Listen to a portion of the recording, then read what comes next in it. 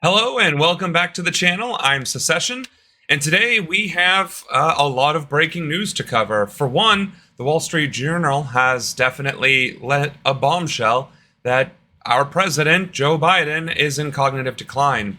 We will also be watching the Hannity interview with Trump, where it is also evident that Trump is in cognitive decline, which will obviously beg several questions as to why are they the frontrunners in the first place? Why are they allowed to run for office if they're probably not even going to be able to make the next 4 years, let alone the rest of this term? Other topics that we're going to cover today will, of course, be that the United Nations has blacklisted Israel for murdering children, as in their policies continue to cause the deaths of children. And that list is growing by the day, unfortunately, and now Israel has joined them. Honorable mentions, I suppose, that are in the news today would be the Alex Jones bankruptcy and cryptocurrency in general. We may or may not get to all of those topics. We're definitely going to start with the cognitive decline, and then we're going to make our way to the Israel blacklist, and then we're going to see where we are at from there. And we might even find some time to game since it's Friday. We haven't gamed all week, I don't think. So we might be able to actually squeeze in a game or two. Final Fantasy XIV, run a couple dungeons, have something playing in the corner, and call it a day. It also looks like we have some pretty good stream health today. That's encouraging because, well, we've been struggling with that lately. And I'm hoping that my anime hair notwithstanding, we have a good stream, good interaction, and hopefully the trolls stay at a minimum today. We had, I think, 2 trolls yesterday and someone attempting to dox me. So it gets exciting around these parts, and we're just getting started. Something else I wanted to mention, I've decided to freshen up the stream itself. I like a minimalist approach. I noticed that a lot of the other streamers do have a minimalist approach, but they also have a bunch of stuff going on too. And I figure the scrolling headline, the topics that we're going to do, will keep people, engaged with what's happening. And then having something other than black to stare at will be, I think, a little bit more appealing as well. And of course, it did dawn on me that just because you clicked on my channel doesn't necessarily mean you know what my schedule is, whether you liked my channel or not. So, schedule is daily from 4 to 7 p.m. Eastern, and of course, please follow and share. Not like and subscribe on YouTube. I apologize. All of the socials have similar names for very different things. If you feel that you want to subscribe to the channel, of course, you are welcome to. But for the most part, we're trying to build community. Not just a community, we're trying to build a movement. We're trying to build civic engagement, awareness, and then spreading that awareness to friends, neighbors, and family to start making effective change in our country. So, it does seem as though I have the UN blacklist up front. So, you know what? Maybe we should. We'll go hard and heavy in the beginning, and then we'll go onward to the cognitive decline concerns, which are, to me, quite concerning. We'll see what the pundits have to say. Against children.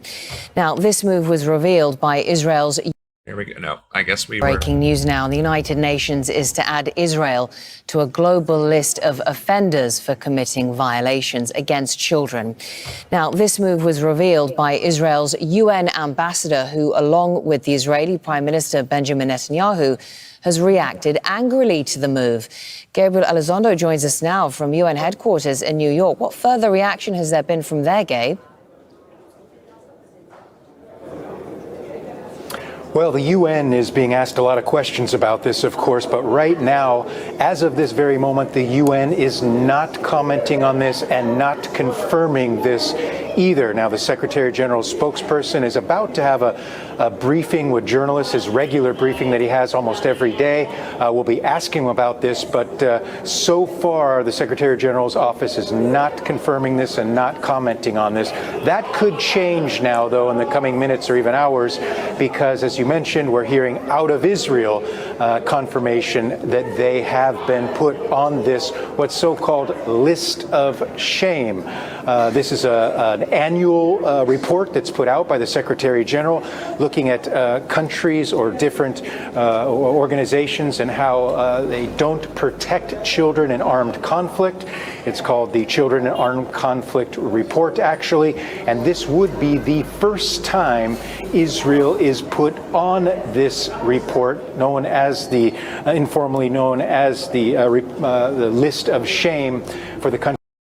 So there you have it. It's, I guess, pending unofficially, what have you, but Israel is getting confirmation that they're being placed on it. And it is a list in which countries are placed if during military actions they are not taking enough efforts to protect the lives of children. So I'm actually surprised it has taken this long, considering Israeli aggression against Palestine has been, well, heinous, is putting it mildly. And the fact that Israel has, of course, attacked other countries throughout the years without any real regard for the safety or well-being of collateral damage, i.e. the lives of innocent people. So I'm sure this will be breaking more as time goes on. Again, if it were up to me, they would have already been on that list. If it were up to me, the charges would have already been filed. If it was up to me, and if I were in the Oval Office as your president, I would have filed the sanctions myself against Israel. Going forward with the, let's see, we have the Biden Wall Street Journal. So the first one that we have here is from MSNBC, which is, of course, very democratic, right? Very left-leaning. Folks, just want to take a moment. We don't care. What we do care about is the actual Let's go to our content. top story this morning. The Wall Street Journal is out with a new piece entitled "Behind Closed Doors, Biden Shows Signs of Slipping." The Journal says it spoke with both Republicans and Democrats who either participated in meetings with Biden or were briefed on them contemporaneously, but essentially only on the record. Republican critics in the article. The one is former Speaker Kevin McCarthy. The Journal writes, quote, "Last year, when Biden was negotiating with House Republicans to lift the debt ceiling, his demeanor and command of the details seemed to shift from one day to the next, according to then House Speaker Kevin McCarthy." By the way, they also who's quoted in this Mike article. Johnson, people around Mike Johnson.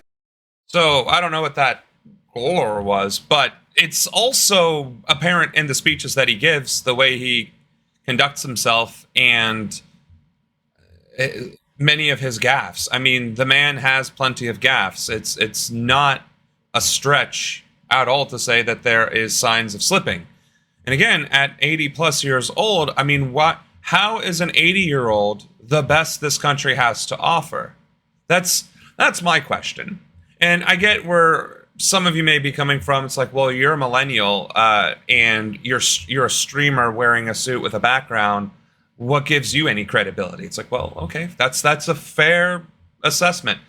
I've ran for state representative and earned 20% of the vote. I've ran for Congress in the Republican primary and won 20,000 votes. In 2017, I ran for DNC chair and debated on the national stage. And according to online polls from viewers who watched those debates, I won them handily. So I do have credibility in the actual electoral space, the actual campaigning space, the candidate space. I've also had some grassroots activities and I suppose successes, as can be described as such. So when I talk about why is Biden the best we have to offer, it's because there are significantly better people out there. And I'm not talking about myself. I guarantee any of the people that you watch on Twitch or on YouTube are probably infinitely better suited for running for office, being in office, than Joe Biden. Or Trump, for that matter. And honestly, at a certain point, millennials are going to have to lead. Eventually, millennials are going to have to run the show. And if not millennials, Gen X. So why is it that the eldest of the boomer generation are still in control of our country? Why will they not let go? Why will they not pass the torch? These are the questions that we need to be asking. Of course, that's not something you necessarily should write your senator or congressman. By all means, if you want to write them, go to my About page and go click on Contact Your Rep, and then the script for your rep as well.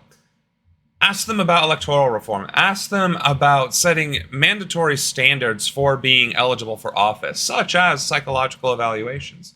I know that there are those precursory psychological evaluations, and they're perfunctory, and of course they're the Department of Health, right? It's the president's doctor. Of course the doctor's going to say, yep, he's good to go. Otherwise, he basically just told the entire global population that the leader of the free world is not cognitively stable.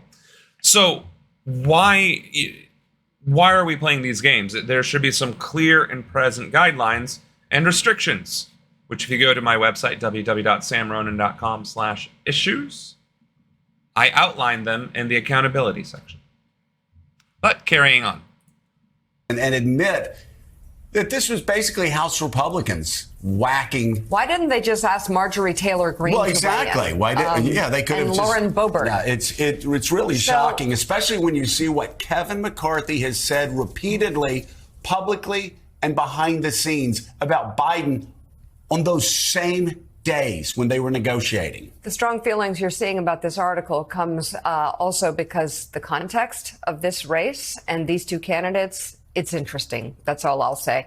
Anyhow, that flies in the face of what McCarthy said about Biden's effectiveness in the past. From Politico last year, quote, McCarthy mocked Biden's age and mental acuity in public. In public, like he did in this article. While privately telling allies that he found the president sharp and substantive in their conversations.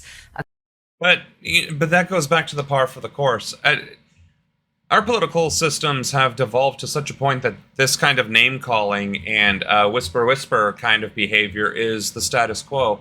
I'm not saying maturity is something that can easily be measured, but I mean, at what point is grandstanding slander, and at what point is it politics, right? I obviously have the same concerns for Biden's cognitive decline. But there should be an equitable and fair way to do that that isn't, a dog and pony show or just, trying to grandstand for the sake of riling up headlines. A contradiction that left a deep impression on the White House. This from the New York Times. Privately, Mr. McCarthy has told allies that he has found Mr. Biden to be mentally sharp in meetings. And this from The Hill. Very professional, very smart, very tough at the same time.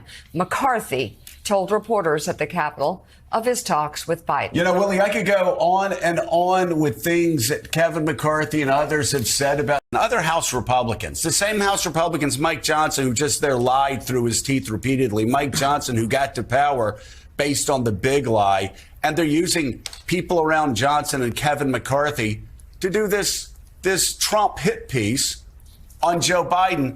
But again, here's the quote. Kevin McCarthy.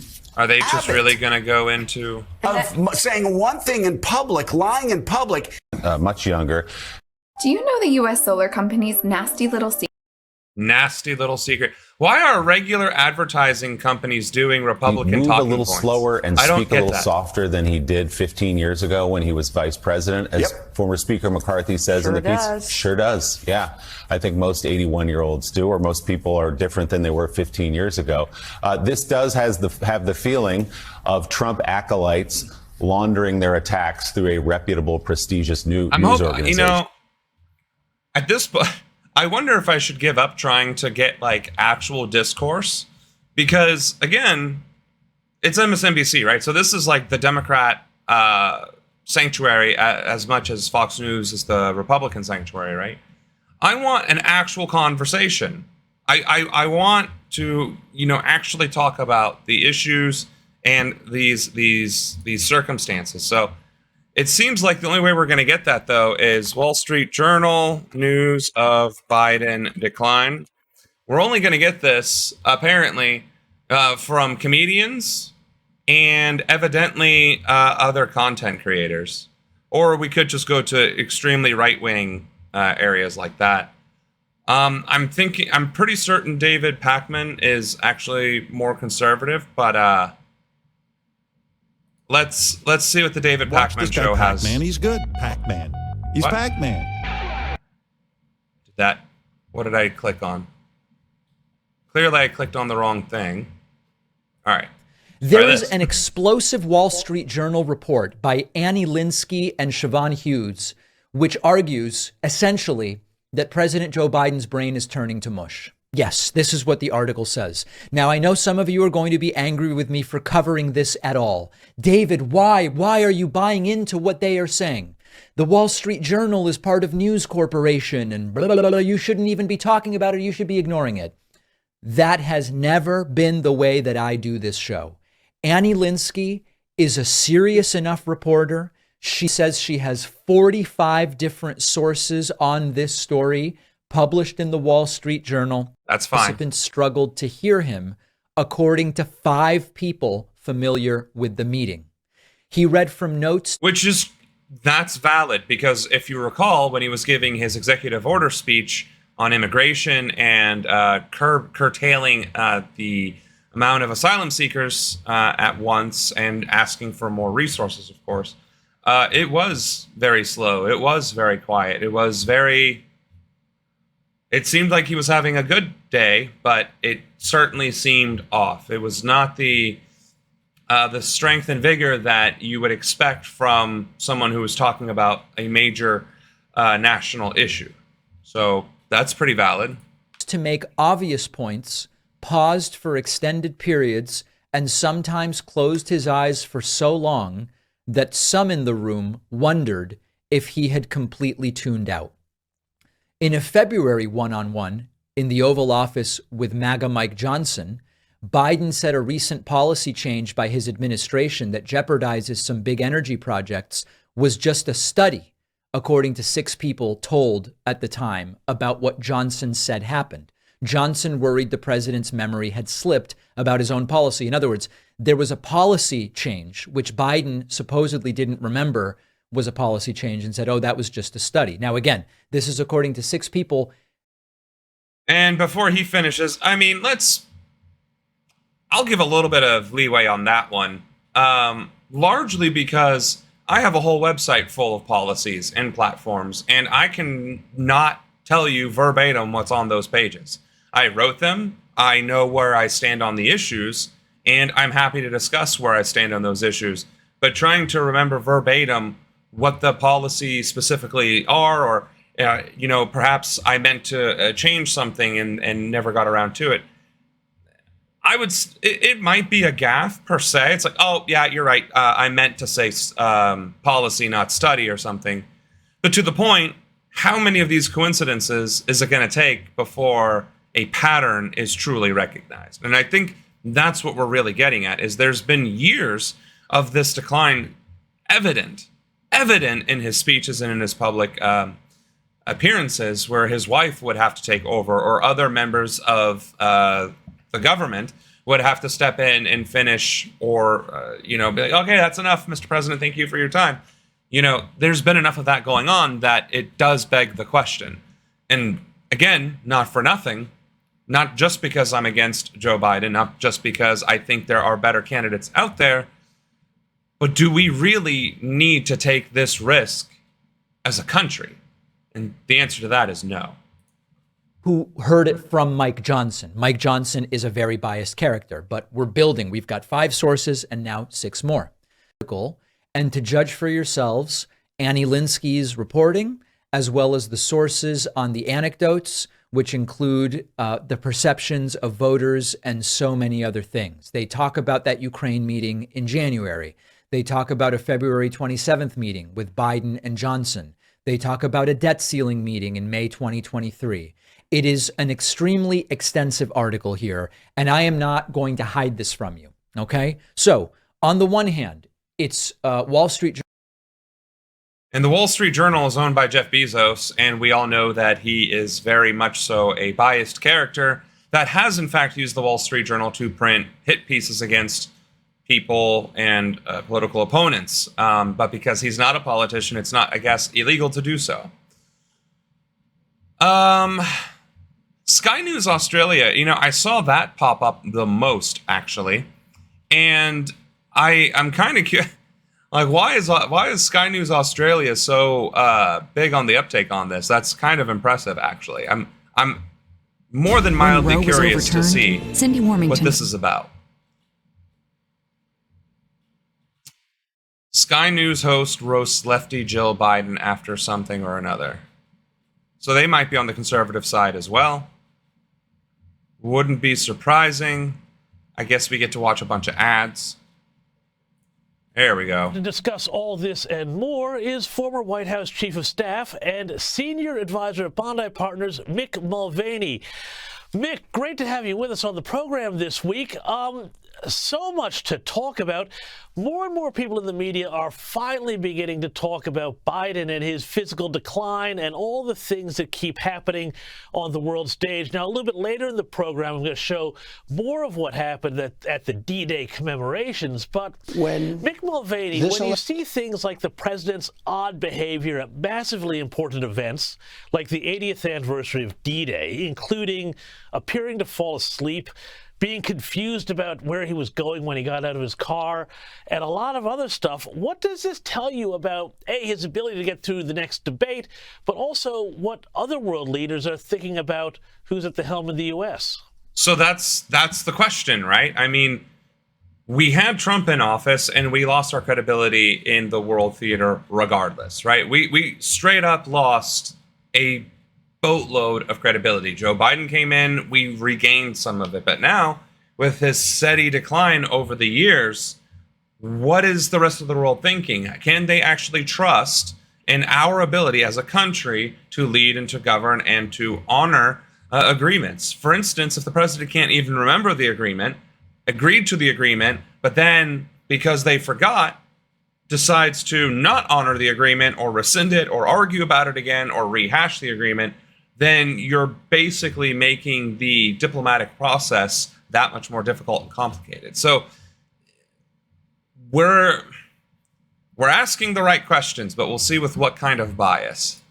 Yeah, James, that second point is especially important now here on the as we go into the weekend of the 80th anniversary of the D-Day invasions. Keep in mind, the day that Joe Biden left for France, the Wall Street Journal, a very prominent newspaper here in the United States, ran a front page story about what happens behind closed doors with Joe Biden. And it was a scathing attack on his capacity, on his ability to essentially do the job. And the Democrats came out absolutely howling about it and trotted out all sorts of comments from other world leaders saying how capable that Joe Biden was.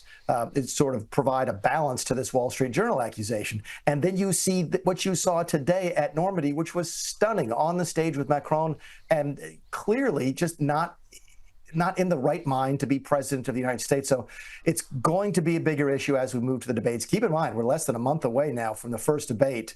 And I fully expect Joe Biden to be capable that evening, because there's ways to manage his capacity on short terms. There's drugs you can use, et cetera. Maybe we'll talk about that before we get to the debate. But yeah, honestly, seeing those images myself, I mean, seeing those clips, right? Some of us are seeing that for the first time.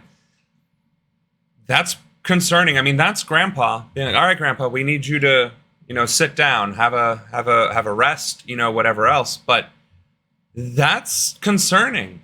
Like, don't get me wrong. If I'm standing for a long period of time, yeah, my knees are going to hurt too. But like, what we were seeing there was an old man who needs to be left to enter into his retirement. And I think that's an objective conclusion to draw. All eyes of the world, not just of the U.S., will be on Joe Biden, not only just at the debate here at the end of this month, but from now until the next election, because the man is clearly slipping. There's evidence of it almost every single day.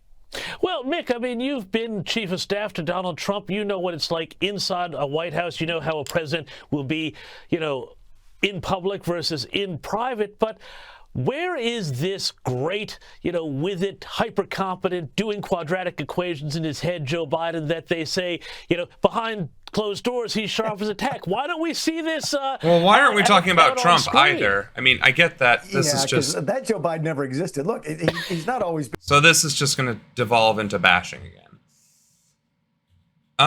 Let's do then instead the Trump and Hannity.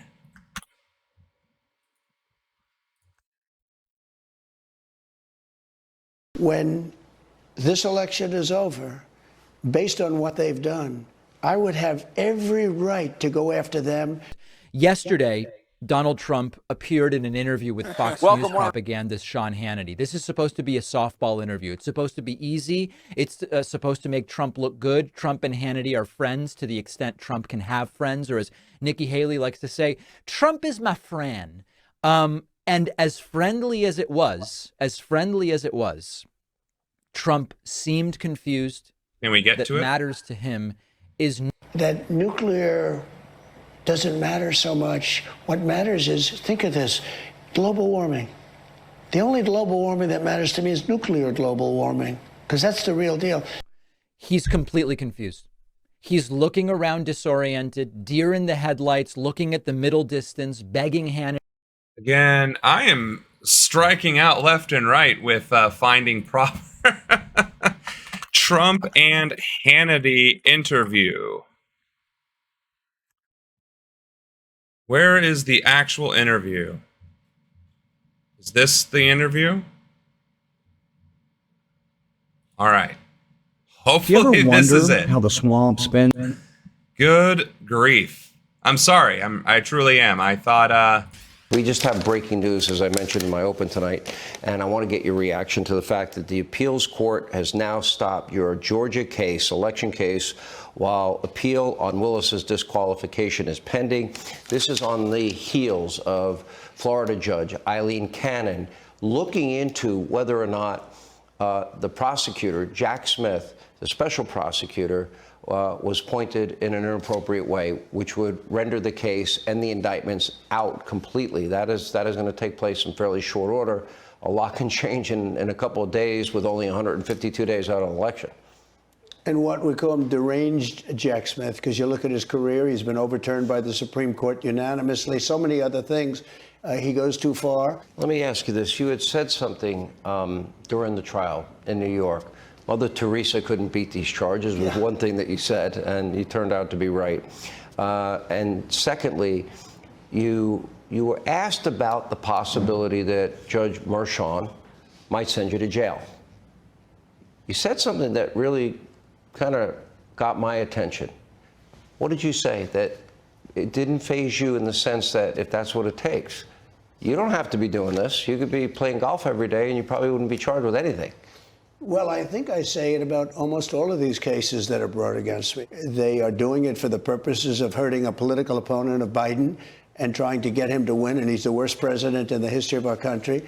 But in the case that you're talking about, I said very strongly that I'm very proud to fight for our Constitution, and if that's what it takes, everybody said, this is such a minor thing. You don't go to jail for this, all of them. But you don't understand what we're dealing against, Sean. We're dealing against a system that is so corrupt. Nobody's ever seen anything like it. I did nothing wrong in any of these things. I did nothing wrong. We did nothing wrong at all. And whether you look at the analysts, whether it's Greg Jarrett or Andy McCarthy or Jonathan Turley or your friend, the great one, Mark Levin, Dershowitz, all of them, they said there's no case here. Judge Jeanine was so incredible 2 weeks ago. She was unbelievable. Angry. She was angry. And you know why they're angry? Because they love our country and they see what's happening. It's totally unconstitutional what they've done. And if you look at the statements made by the people I just mentioned, and I'm not friends with any, I mean, I think they respect what I've done. They might respect me. They might not respect me. But they said there's no case. It shouldn't have been brought. And the way the judge charged the jury, told the jury, gave jury instructions, Nobody's ever heard anything like that. It was basically, when you break it down, a record. I mean, you guys sat there and watched that just as much as I did, and I was trying to follow along with whatever point he was trying to string together, and he never got to one. Obviously, this is more of a clip than it is the actual interview, but between Biden falling asleep and like not knowing where he is, and Trump constantly like trying to figure out what he's doing and what is going on, I mean, we are definitely struggling as a country to find leadership, and we just don't have it. We just don't have leadership in our country that is actually able to run for office, and that's the problem, right? We have moneyed people running for office. We have elderly people with money and power and influence running for office, but we don't have people who would actually serve their country running for office, and that is what we are seeing. That is the main takeaway that I wanted to get, is between the Biden and the Trump being the front runners in clear cognitive decline.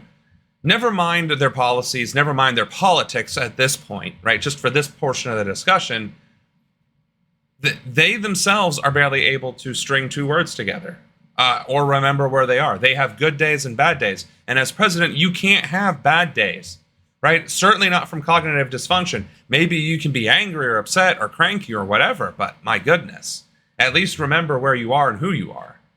So I think we can kind of move on from that. I think we should catch up on the last bit of our stream title effort here, which was Alex Jones. So Alex Jones, who led the Jesus, it immediately comes up, bankruptcy. Alex Jones was the conspiracy theorist who pushed that Sandy Hook was a false flag, that it didn't happen, that it was a lie, that it was whatever else. And again, David Pakman's trying to catch up on it. Is this his thing? Is this it right here? And so they found me guilty, the judge did, and now they're having their show trial, and they've made up all this imaginary money I have when I'm in bankruptcy and I'm almost personally out of money. I mean, and we're only getting 20 seconds. Why am I so bad at finding these? Good Lord. Maybe it's because I actually don't have an algorithm when I copy and paste it into the stream. My bad. There we go. Alex Jones. There. Listen. Still 26 seconds. Good grief. Okay, let's just do the Young Turks, I guess. Follow me that I'm committing crimes, referred to the Justice Department, which of course wasn't true. We'd already filed it in federal court months before. They didn't even checked it. If you're gonna frame somebody and lie about them to damn federal court, you know it's already filed in court, you bastard. So you and anybody else that tries to go on you want war, you got it. We're gonna beat these people. What is happening here? He went from anger and fire and brimstone to crying. And I guess he's crying about we're going after these people and we're going to win against them. The Sandy Hook families that he claimed were just taking advantage of America's sympathy, which was obviously not true, which was clearly not true, blatantly not true. And he was called out for it and then was ordered by the courts to fine. Like, this is where we get into like a lot of the First Amendment discussion. Free speech, absolutely, say whatever you want. That doesn't guarantee you your platform, nor does it guarantee you freedom from consequences. And that's what we're seeing here. And honestly, not that I want to see a grown man cry, but like, this is the consequences of his actions. And I have no sympathy for this whatsoever. Wow. This weekend, Alex Jones went through a series of pretty bizarre meltdowns, in part due to his enormous legal troubles. In fact, he could be legally required soon to shut down InfoWars if the families of the Sandy Hook victims who he defamed and was found guilty of defaming get their way in court. Now, on Sunday, the family's lawyers filed an emergency motion And in that emergency motion, they stated that Jones's media company, Free Speech Systems, has yet to show any intention of paying off the massive $1.5 billion judgment against it and Alex Jones. Now, both Jones and Free Speech Systems filed for bankruptcy reorganization. 1.5 billion settlement for defaming the Sandy Hook families. That's incredible, and that's, to me, I mean, honestly, that's the way that should go. I mean, that is exactly how the justice system should operate. The question is, why is it only limited to Alex Jones? Is it because he was the conspiracy theorist? He was the low-hanging fruit?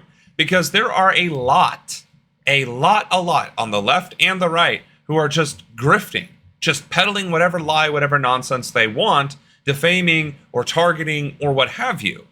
So if there's already precedent being set against Alex Jones, are we limited because it happened in Florida? I don't know. I would think that the precedent existing in one state would encourage the courts and the authorities in other states to act accordingly. After the judgment was reached, typically that's done in order to skirt responsibilities in paying the judgment. But the family's lawyers state that Free Speech Systems has no prospect of getting its reorganization plan approved by a court. So the emergency motion has asked the bankruptcy judge to liquidate the media company, Free Speech Systems. And by selling off its assets, those proceeds would then be paid to the families in order to pay some portion of the judgment against Alex Jones.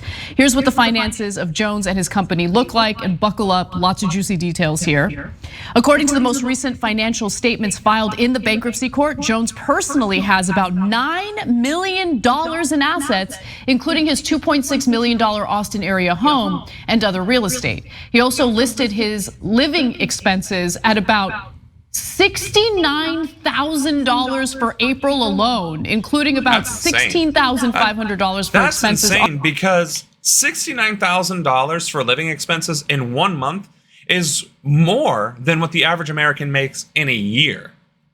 And now, granted, not that any of that adds up anything close to $1.4 billion, but I mean, clearly he has assets and resources that he can put towards the lawsuit. And that's the thing. Filing bankruptcy is a way to skirt responsibility, and it might be one of the reasons why you can't file bankruptcy for student loan debt, but it's the only debt that you can't file bankruptcy for, which makes student loan debt predatory. That's how we get to tie this all into actual policy. On his home, including maintenance, housekeeping, and insurance. I feel like a lot of people live on way less than $69,000 a month. Pausing here to deliver some honest truth, as we do in our news coverage as well. TYT is facing challenges in bare minimum expenses. Okay, so by the way, if you're happy to finance that lifestyle by buying the penis and brain pills he sells, God bless your heart. It's a free country. It's a free market. Yeah. Do you booze? Yeah, but it's also a country of laws, and one of our laws are laws around defamation, et cetera, in the cases that he lost. So since he lost those cases and we have a justice system here, he has to pay those folks. There's actually an easy solution to this. But first of all, I can't believe his Amish friend isn't helping him at all. I thought the Amish were better than this. If you show the video again, you'll see that on the panel there appears to be an Amish gentleman, but I'm just having fun. If you show the video, it appears that there are two people on that set that are terrified by his meltdown. Oh yeah, like the other, even the guy that you could barely see who looks like a third of Sam Cedar, okay? Even that guy, he looks like he's like almost withdrawing from the set. Like, I mean, how could you not? He looks like he's about to explode. I mean, he is exploding. He's in the process of exploding right now. Yeah. My favorite is when he cries later, and that is actually, see the Amish dude on the left. Look at that. He's like, I get it. News is boring, so we gotta be a little animated. And of course, I've just been sitting here for the past few minutes, so if you came by and you just saw me watching TYT with everybody else, you probably were like, okay, wow, click. I get it. I truly do. I'm still learning my craft, as it were, as a streamer. Again, I feel fairly confident in my ability to speak on policy and issues, making content videos. I'm trying to make sure that streaming content can translate into YouTube content, and that I can somehow turn my YouTube content into a productive way to also do streaming content, but it is extremely different. I'm not going to say it's difficult. It's just different. And on that subject, I also have to give a lot of credit to TikTokers because, and I know this is getting way off topic, but TikTokers deal with short form. Thanks, Drea. I'm speaking to the audience so they understand what they're walking into with the stream here. And actually, if I could have your opinion, does adding this bit of color to the stream make it easier to see, more engaging, or is it just a clash? I would really love some feedback on that. But in general, where I was getting at with the TikTokers is short form content is so incredibly different from long form content. It's actually difficult to rewire your brain to say the same thing you said in 6 minutes or 10 minutes or 15 minutes or 30 minutes into a 60-second or less soundbite, which is something that I've been struggling with, needless to say. In fact, I am still struggling with making sure that the damn resolution on the camera comes out as right. Okay, so it is a little busy. All right. Well, I will play around with this. Let's see. Would that make it any easier? By getting rid of that little portion there and whoops. I guess those are tied together now. Maybe I can I just want to make this one move to the right. And then I want to make that one move to the right. This one. Just need you to move to the right. All right. Would be a cute pop-up here and there. Well, I don't have any pop-ups, and I don't want it to, I guess there could be pop-ups right here, right? That little dragon. Okay. Anyway, getting off topic, getting back on topic. I get that watching this third Sam Cedar on the right. Oh, I really wish I wasn't here right now. Is okay, entertainment. anyways, seriously, And then hearing back to the important them, stuff. talk smack about it. I get that that's entertainment. I'm trying to fight against that particular grain. I get it. And my success or failure will be whether or not this display, this kind of presentation, discourse, and presentation of political information is something that viewers like you are actually interested in watching, or if entertainment is unfortunately the route that I have to go, in which case I'll probably not be sitting in the Oval Office with my CNN debate attire. So there's actually an easy answer to this. What the lawyers are asking for is $8.5 million a year, and I hope you're sitting. That's only half of InfoWars' profits every year. And so that's actually a fairly easy thing to do. And they ask it for over 10 years. And if they have earnings above $9 million, take 50% of that too. So it's easy to understand here. Interesting that they talk about the 50% rule, though. When it comes to economics, right, we hear about tax the rich, and the rich earned everything that they're doing, and billionaires aren't the bad guy, and just shut up and pay your taxes, you're just jealous, right? Or just stop being poor, work harder, be smarter, do what the rich do. Instead of actually cashing out your investments, take loans of equity against them, which probably isn't even an option at such small numbers.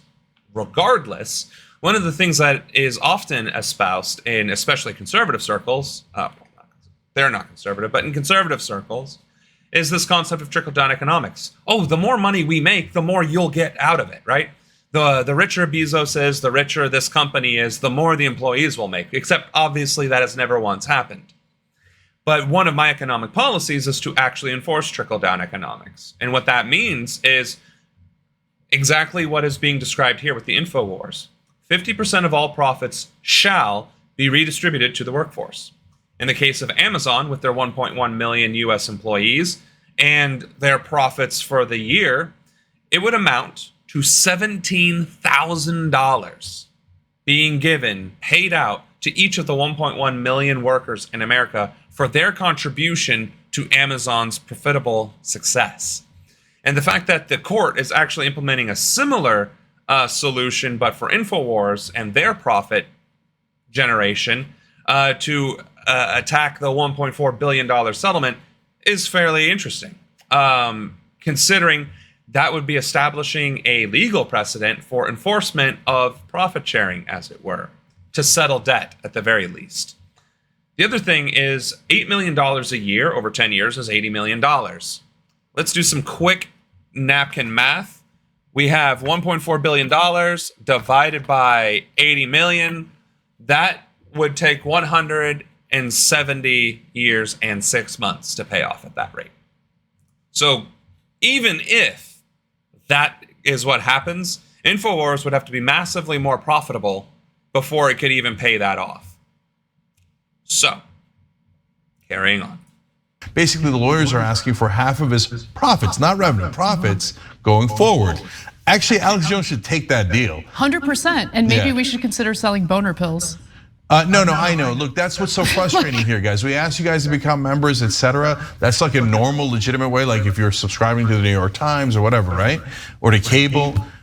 These guys are all hucksters. So they sell miracle shakes and brain pills. Like, that audience is gonna get smarter. Sorry, but come on. There's no pill that makes you smarter. It's but the folks who think they need the pill are the ones that are gonna take the pill and think it's gonna work.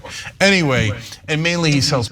Which is one of the reasons why I've actually made videos warning against these kinds of scams and how to keep an eye out for them. Because it's not just the brain pills and the snake oil. It's also, oh, just get into real estate. I promise you, I guarantee you and me both, and I bought a house before and sold a house. Trust me, I knew nothing then, I know nothing now. I just happened to get lucky when I bought it, and I happened to get lucky when I sold it. And I know for a fact that the likelihood of me getting lucky like that again is slim to none. Hola, señorita Oshun de Samana. Did I say all that right? With the right twirl and embellishments?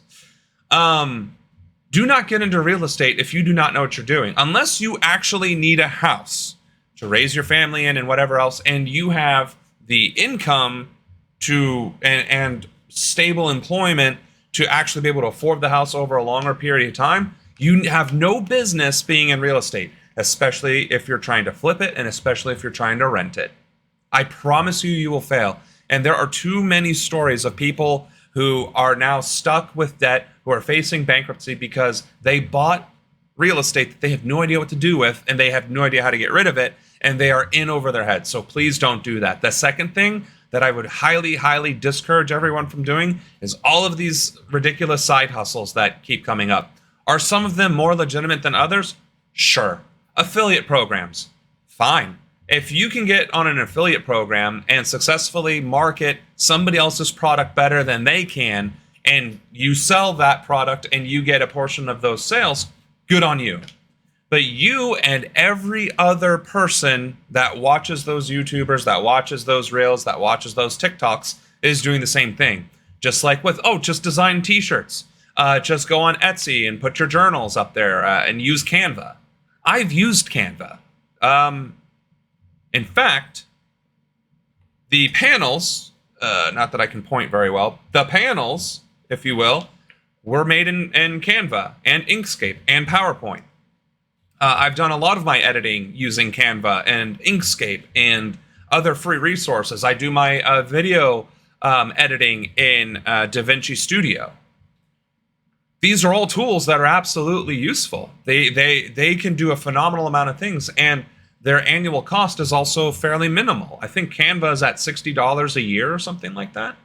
I don't pay for DaVinci Studio, but I think it's a one-time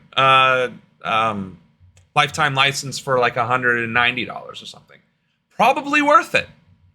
But $200 is a lot for a lot of people who are struggling to get by, and that's why they're looking into the side hustles in the first place. It takes skill, it takes dedication, it takes time, and it does take resources. In many cases, it takes resources.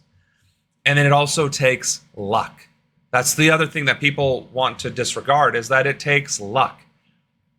This Twitch stream could blow up tomorrow. Hasanabi could raid me right now, and I would have 20,000 viewers watching me go on this particular tangent and be like, wow, he's he's talking some really good stuff, and he's following TYT. He might be an all right guy. Look at him. He's dressed all snappy. Maybe I'll give him a follow and watch him when he streams next, which seems to be on Monday. Ooh, I put daily on there, and I just realized that would imply Saturday and Sunday as well. Dang it. Weekdays is probably the word I need to put there. And I'll fix that. I will. Glad I talked about it, I guess. So I need to fix that. But point being, right, that would be extreme luck that Hasanabi would raid me. It would be extreme luck that Mr. Beast would come to my channel and just start talking whatever and then drop 10 grand on the channel, right? That's luck.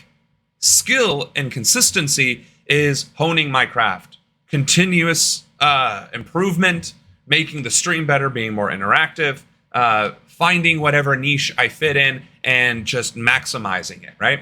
And of course, politics is harder to grow anyway because literally every single social media platform smothers politics, to include Twitch, which is probably why Hasanabi normally streams on Just Chatting.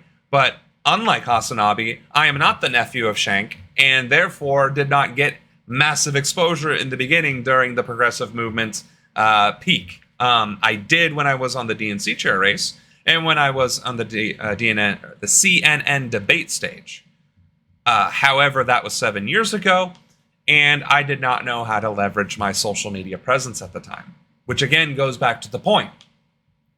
Success on social media, success with automated marketing is luck, right? There are those who are successful. You can make a Coursera course, but why would somebody click on it? Why would somebody click on yours with no stars, barely any, maybe 0 students whatsoever, versus the same exact content with 300,000 students and 4.7 stars? What sets you apart? So all of that tirade to say, please, I am begging you, avoid the scams. If you have a passion for graphic art design, use Canva. Go and do the Redbubble t-shirt design stuff. By all means, chase your dreams, but have realistic expectations. Penis pills, and because the frogs are gay, you're going to need these and stuff. Right. So that's how he makes his money, but he does make his money from that audience. Bless their hearts, free country, right? So just give half your thing. You owe the money anyway. But no, he's a lying cheat. That's why he has to go and cry like a little baby and say, I don't want to pay my bills. I'm a deadbeat. And now conservatives are like, deadbeats, we love deadbeats. He could try not defaming people whose children were slaughtered in a mass. Live from NPR News, I'm Corva Coleman. President Biden has met in Paris with Ukrainian President Volodymyr Zelensky. As NPR's Tamara Keith reports, they discussed Ukraine's ongoing war with Russia. President Biden apologized to Zelensky for the recent aid package to Ukraine, taking months to be approved by Congress. But we got it done finally, and since then, including today, I've announced 6 packages of significant funding. Today, I'm also signing an additional package. You know, I'm glad we did get to this video because we shouldn't be fighting a proxy war in Ukraine against Russia either. Like, again, why is America's foreign policy to just blow everything up? I get it. I was in the military. I served in the Air Force. I sent people overseas as a unit deployment monitor. I was that guy. I was in the Air Force during the global war on terror, during the government shutdown. That's, in fact, what inspired me to get into politics. But the more I review our history, the more I see our current foreign policy, it just doesn't make sense. Why on earth are we investing so heavily on destabilizing other nations and antagonizing other countries when we could be investing in trade, in mutual support, mutual growth, mutual research and development, and personal development here at home? We could be standardizing our healthcare system alone and save $3 trillion. We could federalize and legalize hemp and restore it to America's #1 cash crop and generate at the very least $1.5 trillion per crop yield. And depending on what, you know, if we're harvesting the hemp or just the seed or the flower or the whatever else, we're talking about over $4.5 trillion in annual tax revenue. And that's not even that's just from the raw material. That's not even getting into the sales of the finished product, which would generate even more money. So we're talking trillions of dollars in on-the-table revenue that we are just not touching because we would rather extort and exploit the American people for every last red cent that they have and fund frivolous wars in Ukraine and support Israeli genocide in Gaza. Insane. For $225 million. Zelensky said today's meeting would get into military strategy, but was also symbolic. It's very important that you stay with us. This bipartisan support with the Congress. It's very important that in this unity, United States, America, all American people stay with Ukraine. We're still in completely, said Biden. Tamara Keith, NPR News, Paris. President Biden has addressed his son Hunter's ongoing trial over federal gun charges. He told ABC News in an exclusive interview he will not pardon his son if he is convicted. NPR's Elena Moore has more.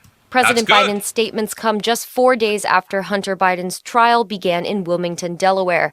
Biden's only surviving son faces 3 felony charges for illegally obtaining a firearm back in 2018. He was indicted last fall. Hunter Biden has previously been public about his longtime struggle with addiction. He is also expected to appear in a second trial later this year. President Biden has typically not... What's that meme? What's classy if you're rich, but not if you're poor? Apparently drug addiction.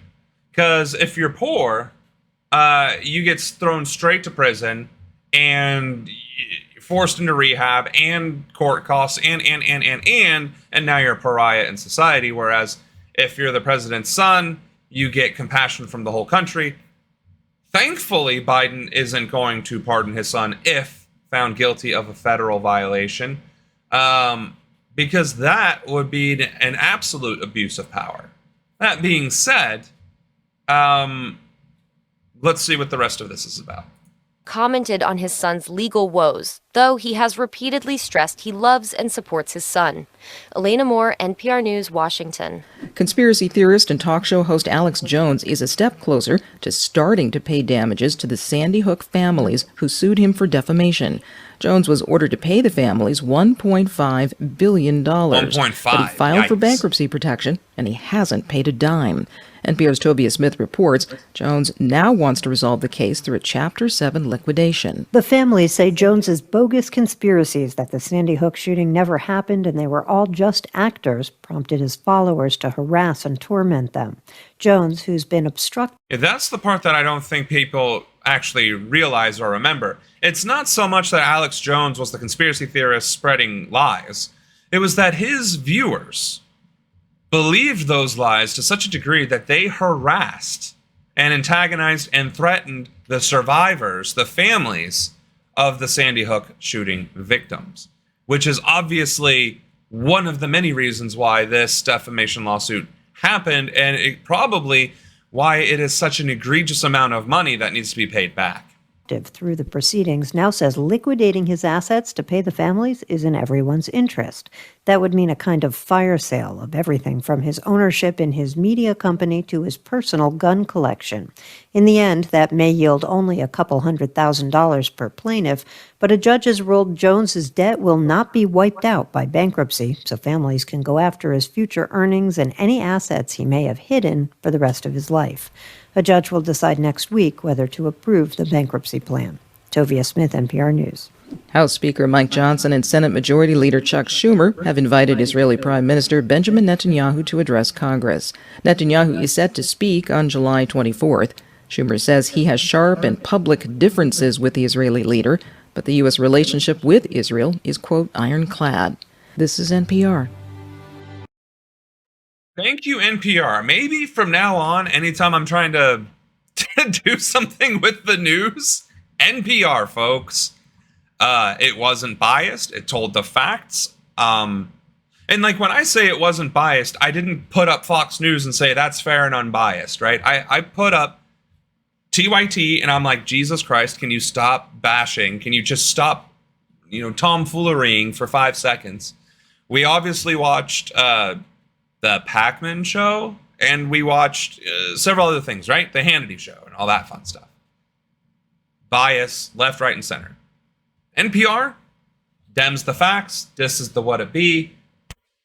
There you is. Thank you, NPR. I appreciate you. I truly do. I would like to make a quick point, though, that Netanyahu addressing Congress, although itself not unprecedented, during an active genocide is, especially when the United Nations is going to blacklist him. And by the way, that blacklist is, as we saw earlier, putting the country into the report. It's not a resolution. It's not a vote. It is a factual placement in a report, which means the United States cannot veto it. They cannot do a damn thing about it, which means, again, Israel is proven culpable for its myriad. I don't know. There aren't enough acronyms, or I'm sorry, synonyms in the thesaurus to describe what Israel has done to Palestinians and the atrocities they have committed. And now we're going to invite the leader of that country to speak in front of the Congress. To what end? To give him a platform to spout more of his rhetoric? Again, free speech is a protected right, not a guarantee to a platform, and certainly not a guarantee from prevention of consequences by exercising that free speech.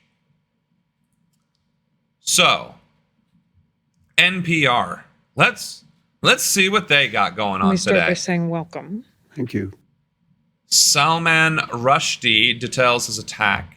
Okay, so that's not what we need. Beirut, that would be, was that yesterday, or was that yet another strike?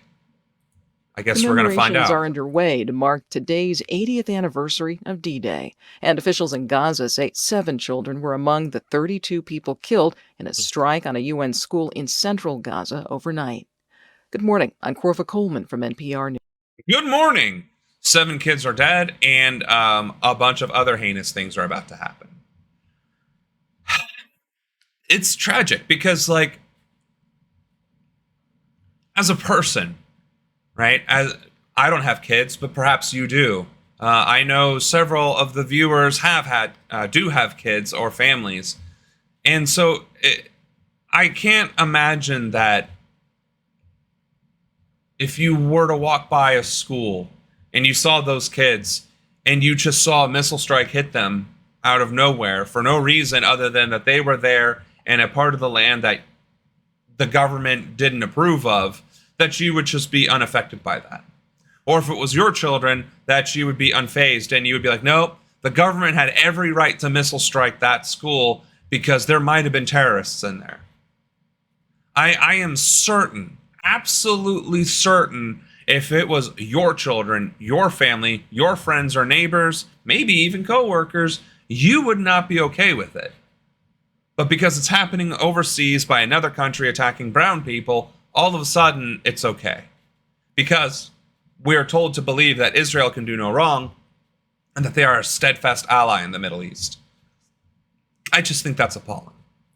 News, and here are today's top stories. President Biden is poised to speak momentarily at the commemoration in France. He and European leaders are marking 80 years since D-Day. The World War II Allied invasion led to the liberation of Europe from Nazi Germany. The U.S. and several other countries have released a joint statement today calling on Israel and Hamas to come to an agreement on the most recent ceasefire proposal for Gaza. You know, I couldn't agree with you more, Oshun. And it's funny that didn't get moderated. You've said that that's a bad man and that's an ugly behavior, I think, were other comments that were moderated before. But that, going nuclear, not interesting. But it's the hypocrisy of the West, right? It's the ignorance of empire, right? We're the empire citizens, so what happens in the rest of the world doesn't impact us until it does. And then all of a sudden, well, I can't believe it. I am the victim. It's like, no. You don't get to play that card. And that's one of the entitlements. The entitlement culture in our country and in the West in general, it needs to come to a close. Gaza. All the countries that have signed the statement have citizens held hostage by Hamas. The statement says a ceasefire would lead to an enduring, long-term peace and bring relief to families of the hostages. Neither Israel nor Hamas have officially accepted the agreement for Gaza. The U.S. Senate has blocked a bill that protects the right for people to get contraception. There were 51 votes in favor of the bill in the Senate, but supporters needed 60 votes yesterday to survive a filibuster. So this is the part that I'm also not understanding. So the U.S. is signing letters with the rest of the Western world, finally, at least on paper, literally, trying to hold Israel accountable, and Israel is literally not doing anything about it. On the other hand, we talk about the freedoms, right? Like conservatives always love to talk about you shouldn't be violating other people's rights, especially when it comes to protests. Well, those protesters are preventing people from exercising their rights, their freedoms. And it's like, okay, so guaranteeing access to contraception and access to abortion, safe abortion for that matter, is being blocked due to whatever particular reasons, except when the Republicans were in power and when they were in control of the Senate, they would always go with the nuclear option, requiring a minimum +1 vote, which was just reported as available, as exactly what happened. And so now all of a sudden, the Democrats can't play the same hand, or the people who would want to pass this can't play the same hand. This is ridiculous. This is political theater, and this clown is at the center of it again.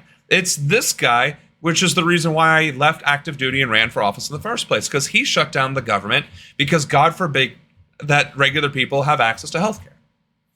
No recognition of the contributions of the Red Army during Biden's D-Day speech either. So typical of the U.S., which is true. If it wasn't for Russia, we would probably be speaking German or worse. Worse things might have happened. The atom bombs might have still been used, but as we know, there were 2 of them, and that was it.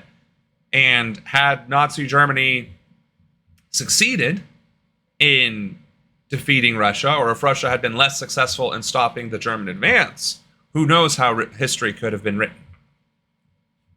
Some Republicans say this is a stunt, but Democrats say Republicans want to outlaw abortions and contraception in the U.S. Billionaire Elon Musk says that his company, SpaceX, is preparing for another test flight of its massive Starship rocket. NPR's Jeff Brumfield reports this will be the 4th such test for the Starship. Starship is the largest rocket ever built. To get off the ground requires 33 engines firing in perfect synchrony. SpaceX has been making steady progress in flight testing, although Starship has yet to successfully return to Earth. It broke apart during its last flight as it re-entered the atmosphere. This time, the company hopes to send the stainless steel spacecraft briefly into orbit. It'll attempt to glide through space partway around the world before landing in the Indian Ocean. This flight will not have any humans on board, but Starship may one day carry astronauts. NASA would like to use it to land people on the moon, and Musk himself has said that he hopes it will carry the first settlers to Mars. Jeff Brumfield, NPR News. And then we have the billionaire space race, which, again, one of the last things we really need to privatize, and there's a bunch of anime. Let's bring it back to Twitch, right? The Gundam series. I am 100% going to bring up Gundam. What was the biggest argument or biggest, what's the word I'm looking for here? Indictment of society that Gundam talked about? Corporatocracy ruled by the military-industrial complex for the sake of control of space.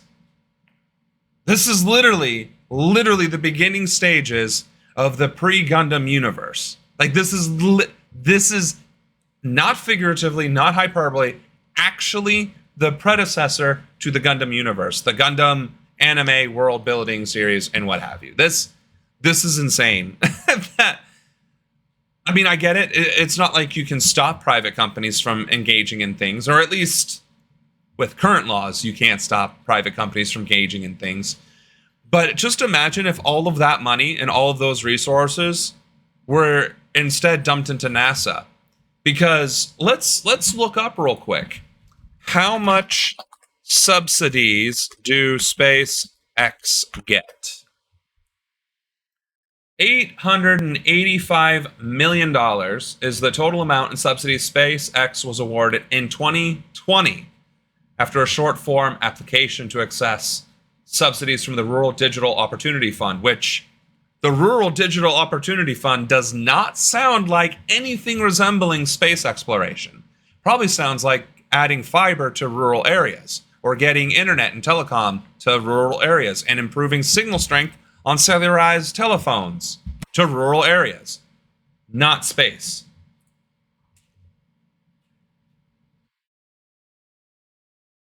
And it also looks like there was an FCC $9.2 billion auction, and a tenth of those funds went to SpaceX in that particular year. So the point here is that money could have been gone towards NASA, and that our space program could have been getting the funding and probably making significantly better headway, seeing as how we are already successfully going to the International Space Station. We have already successfully gone to the moon multiple times, and we have successfully landed rovers on Mars on several occasions. Why are we trying to privatize space travel or space exploration or research? I don't understand that. But we are kind of hitting the news. That's pretty much the news, honestly. So I think what we can do at this point, and we're actually an hour into it already, so that's, we're making good time. Let's see. Where Liz Cheney warns, we're not going to listen to that. And with Netanyahu, I don't know if, oh, that was 6 months ago. Is there anything more recent? Day ago, 2 days ago, 3 days ago, 8 days ago, 7-4. That's a good one. Not Israel's attacks adhering on to the separation of church and state. So I think what we'll do is, because again, it seems like a fairly slow news day, and it's Friday, and I think on Fridays we can relax a little bit. So I think maybe Fridays will be more focused on, discussing the events, of course, a news day, but also winding down and actually getting involved with some gaming. I only have panels set up for Age of Empires and Final Fantasy XIV. So we could do city builders, we could do other sorts of games, but I think Final Fantasy XIV is a interesting enough game that we can play without it being too distracting, so we can still have conversations. And then I have to get on my little app here so that we can log in. And so we'll get some gaming done. We'll get some. Okay, there we go. Just making sure. Technology has been the bane of my existence this week. And while that's loading, we'll go ahead and listen to. Mind you, the number is only at 36,000 because they cannot accurately account for the dead, the buried, and the missing, because that infrastructure and those institutions have been literally wiped off the face of the earth by Israel. Hence, in a desert city that had missiles go off on it. Civilians do die in war, but they do not die at the rate in which they have been dying in Palestine. And in fact, even during the global war on terror and invasion of Iraq and Afghanistan, ignited a fire of this size. The deaths of children were not nearly as severe because, again, the United States, although should not have been in there, was at least trying to maintain a very low civilian casualty death count. And every time a drone strike or a missile hit a hospital or hit a school building or hit a village, it was international news, and it was condemned all across the world, as it should have been. the proportion of children, civilians in general, was lower in Iraq than Gaza, which is, again, I'm not arguing that. I'm saying that the disproportionate deaths of Gazan children is taking all of that into account, which is why they were placed on that list, that report, where they are not taking into account trying to maintain children's safety while engaging in military conflict. That is exactly why Israel is being placed on that and not the U.S. But he says welcome the back, Israeli Reginald. military killed. We missed you yesterday, so welcome back to the channel. To Gaza. Also, Hamas hide behind civilians, which is a big factor, but that's literally that what you just said is a talking point, and there has been very little evidence that the continued strikes that Israel has launched against those civilians where Hamas was hiding actually resulted in Hamas combatant fatalities. And even if one or two did die, it would not justify the civilian casualties. So again, I think you missed my rant earlier where I was talking about, as imperialists, as citizens of the empire, war is this mercurial thing that does not impact us. It does not affect us in the slightest. We do not see war. We do not see the ramifications of war. We do not see the ramifications of airstrikes. We have discrimination and racism in our country, but unless you are of a different ethnicity than this, you're probably not aware of it. You're probably not experiencing it. And so every time you hear about it, you think it's either doesn't pertain to you because you're not racist or discriminatory, but that doesn't change the fact that it happens. And so back to the primary point, Hamas is basically civilians fighting against a occupying country. That is what Hamas is. That there is no doubt, there is no argument that Hamas was organized to combat Israeli occupation. There is a political wing and there's a combatant wing. And that combatant wing isn't a fully recognized military organization. If it was, Israel would have no other choice but to come to the table to negotiate terms. That being said, Israel has repeatedly stated that anything that is contrary to Israeli goals is Hamas. The UN aid workers were Hamas, where an American was killed. The countries who are against Israel are now Hamas sympathizers. And saying that, well, we've told all of the Palestinian civilians to go to Rafah where they won't be attacked, and then, we're going to attack them anyway because, there might be elements of Hamas hiding there. It's literally no different than saying everything is ISIS and everyone Muslim is a terrorist. That is literally the playbook that America used post 9/11. Was the refugee camp Hamas too? Exactly. They will be present in there for sure. Again, it's baseless because it was the example I gave yesterday. If we invaded Iraq and Afghanistan and we went into a village and we were fighting Al-Qaeda and we were fighting ISIS, but in that particular village was the families of those fighters, and we killed a husband or a brother or an uncle in front of a son or a daughter, and then that son or daughter picked up the weapon to fight back against the person who just killed their loved one, are they now terrorists? Or are they avenging the death of a fallen? Are they resisting an occupying force?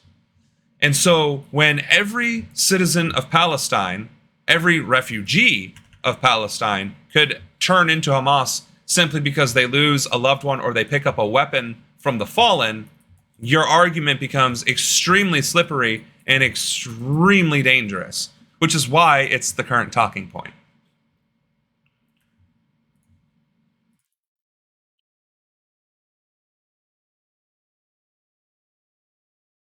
We didn't fight the same kind of enemy, though. Hamas specifically uses human shields to force Israel into this position. No, they don't.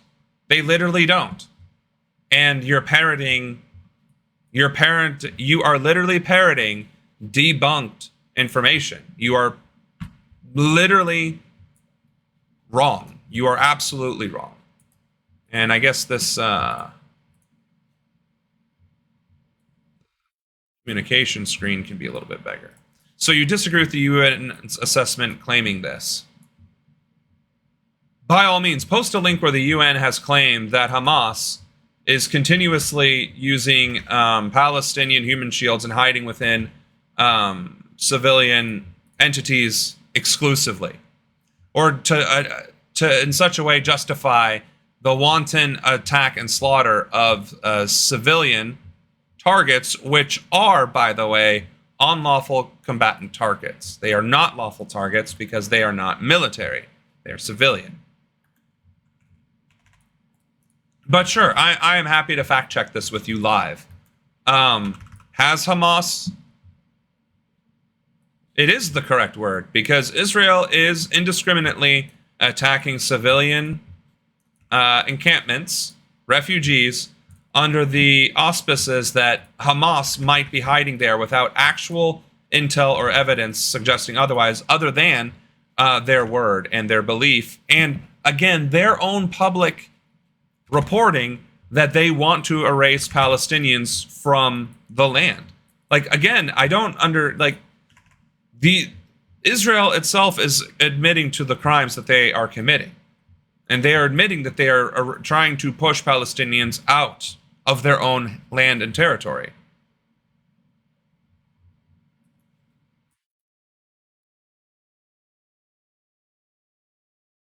The boots on the ground, like Oshun was talking about, Doctors Without Borders, journalists, and the fact that Israel is in fact killing children and keeping children prisoner without due process or anything resembling humanity, would be evidence.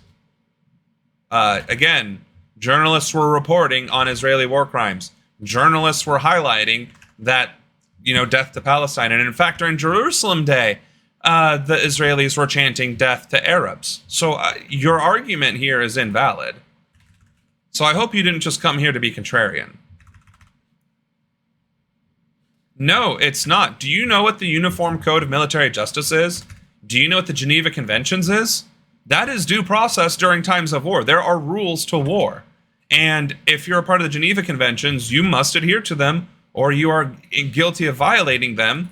And the generals and the administrations and everybody else can and will be held accountable to them thanks to the Nuremberg trials. So don't argue with a veteran who had to study this stuff, who actually had to take those courses every single year, and then as a candidate for Congress who has had to make policy based on it.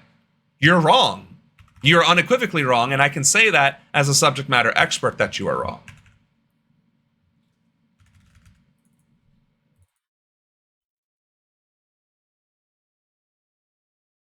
I'm not being contrarian. I'm trying to explain the situation from an unbiased perspective.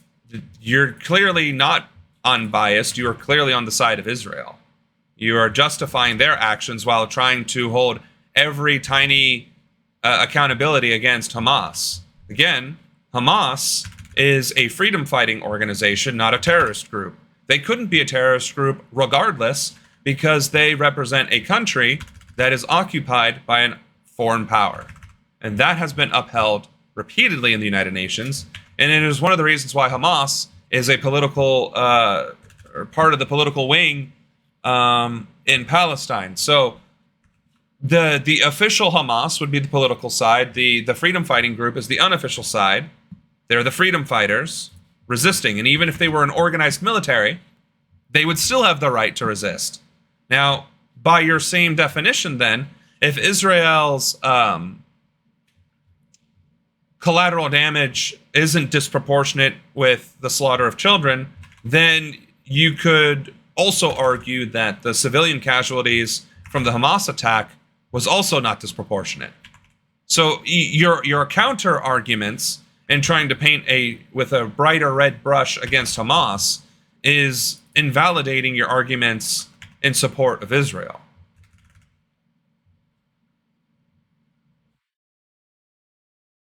Enemy combatant calculations. First of all, enemy combatant calculations mean they are actively the enemy combatant. They are armed. You can see that they are armed. You can see that they're engaging in combat activities. If they're hiding, you need intel to corroborate it, which means you would actually have to either infiltrate or have surveillance footage. And if Israel cannot provide either, guess what? It's just guesswork or indiscriminate killing. If Hamas is not a terrorist group, then how do you justify their direct call for a genocide in their charter? Please show me that. Show that to me, because again, you want to bring up the Hamas charter and you want to bring all this up. Zionism, literally, the doctrine of Israel says that they are God's chosen people and are therefore immune to whatever and have the right to take land and whatever else. Again, your arguments are incredibly weak. Girly Gamer 86. It's been some time since I've heard from you. What have you been up to? Are you on Twitter? So I'm not currently, I have Twitter, Ronan for Progress, but I haven't been using Twitter because I wasn't going to pay for my blue check mark.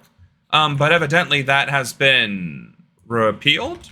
So I could get back on Twitter and promote the channel and my political endeavors. So I think I might find my way back on Twitter. It also seems to be a little bit more open to growth for political discourse, ironically enough, unlike Facebook, which has it literally in its terms and conditions that it will not promote political discourse or civics. Okay, Reginald, again, the bullets and missiles that are being shot at Israel have not happened for months. Again, Hamas has not been able to engage in any combat. They are fleeing, if they are even still a ragtag group of rebels, and if they have any weaponry whatsoever, right, it's certainly not enough to mount a defense, which is the other point. You cannot claim a military defense against an enemy that is incapable of defending itself, which would de facto make them unlawful enemy combatants.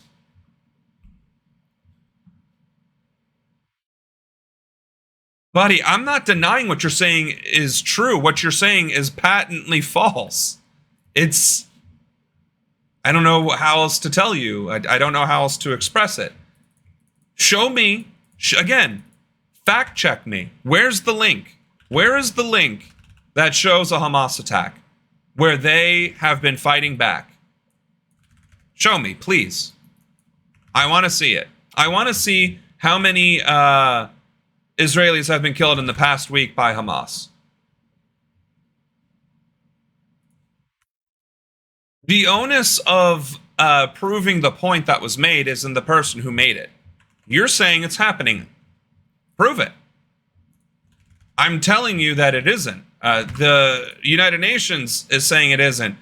Our government is even saying that Hamas has no means of effectively fighting back, that they have been effectively stopped in their ability to commit violence. Hence why the ceasefire has been proposed. So, again, what argument here are you trying to make that you're trying to go against the United States intelligence community, the international intelligence community, and the calls for ceasefire based on not just humanitarian reasons, but the fact that Hamas does not exist in any sort of warfighting capability?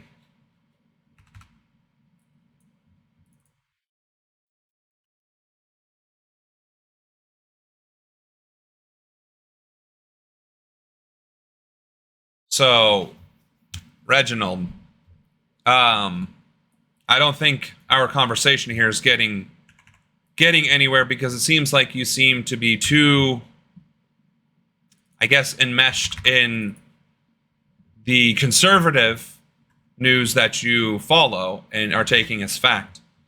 Show me an NPR source, show me an Al Jazeera English source, and I will eat my hat.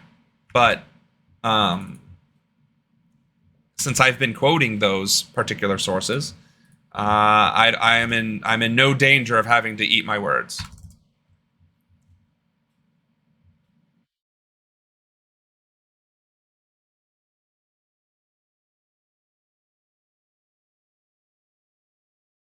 Okay, so Hamas charter.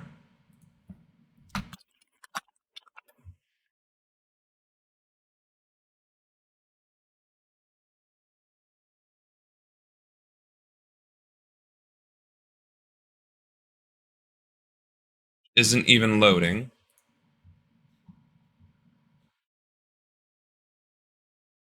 Okay.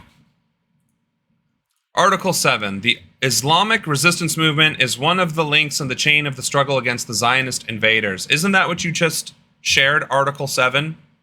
The Islamic resistance movement is one of the links in the chain of the struggle against the Zionist invaders. It goes back to 1939 to the emergence of the martyr Izz al-Din al-Qassam and his brethren, the fighters, members of the Muslim Brotherhood. Hamas Covenant in August 1988.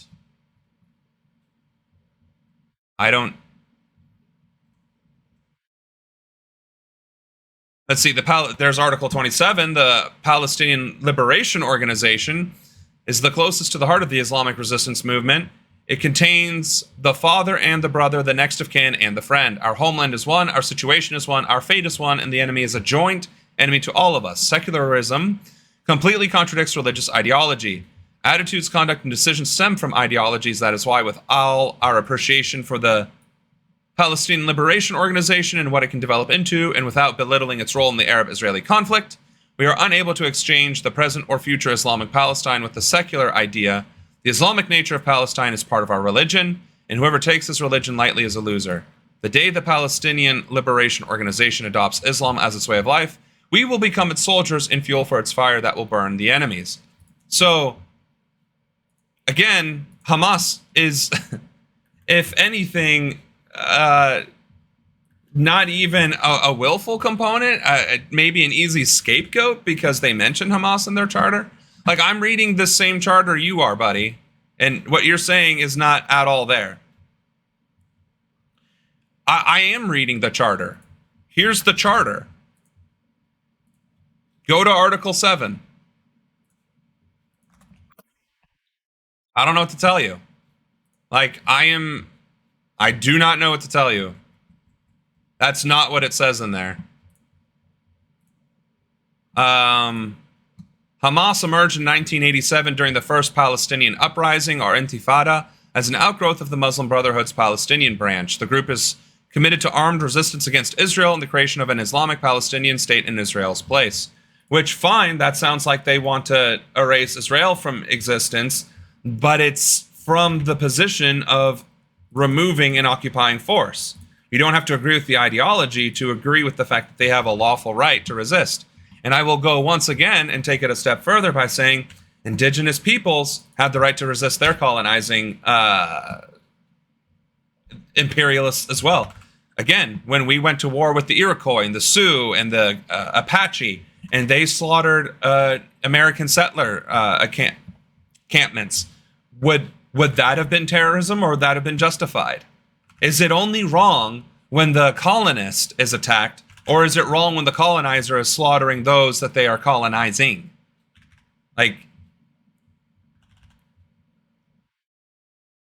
the founding charter from 1939, buddy, which was revised in 1988, that would be like saying, well, the original Constitution stated that black people were 3/5 of a person, so I'm just going to belligerently continue to espouse that ideology. So you're literally contradicting yourself by trying to use a reference that is already superseded and using that as your justification. I don't think you understand that debate based on fact by using cherry-picked historical references doesn't actually make you, dude. You said click on my link, click on your link, click on my link. It literally says that. The Islamic resistance movement is one of the links in the chain of the struggle against the Zionist invaders. It goes back to 1939. I don't know what to tell you, man. Hamas stems from the Islamic resistance movement. The charter itself was 1987.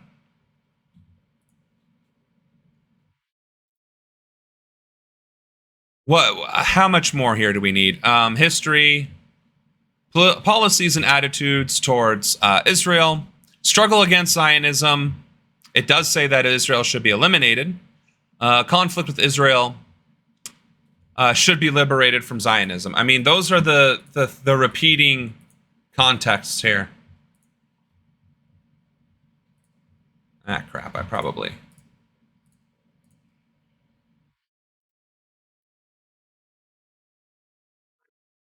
have that.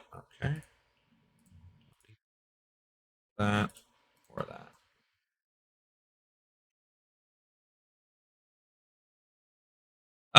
Let's see. Sheikh Ahmed Yassin, founder of Hamas, who died in 2004, who was killed by Israel, has at unreported date offered Israel a 10-year truce in return for establishment of a Palestinian state in the West Bank and Gaza. Yassin later added the Hunda could be renewed even for longer periods, but would never signal a recognition of Israel. They signed the Palestinian Cairo Declaration, which confirms the right of Palestinian people to resistance in order to end the occupation, establish a Palestinian state with full sovereignty with Jerusalem as its capital, aiming to reconcile several Palestinian factions but not describing specific steps or strategies toward Israel. I mean, to nearly everyone by allowing them to invest in multi-million-dollar masterpieces. It's like your Masterworks has the times change. Artworks, collectively and again, I'm fairly certain the charter has changed. 1 in every 8 investors has already received a payout. I did read your quote. Exit has achieved positive. The hour of judgment shall not come until the Muslims fight the Jews and Don't kill be that them. person sitting on the sidelines. How did I end up Add offline? the proven powerhouse of contemporary art to your portfolio by visiting masterworks.com. Past results are not indicative of future outcomes. Investing involves risk. Important Regulation A disclosures at masterworks.com/CD. Am I offline? It looks like it went offline. All right. Lightsabers Maybe I dropped for a second there. You can own one. It is no longer Spain and Ireland have joined South Africa in The Hague, where Israel is being tried for genocide. But yeah, your opinion is unbiased. From durable titanium. This compact Marvel innocent until proven guilty. This is a must-have, indispensable survival. Reginald, I'm beginning to wonder if you're actually a troll at this point. Like, not gonna lie. It's exceptionally potent of light illuminated. Innocent until proven guilty. Distances of up to 2 miles. Every country on the planet except for the West navigating the dark claims and has evidence that it is bringing against Israel for acts of genocide. And the only reason why the court hasn't actually been able to do anything is because the United States has vetoed it.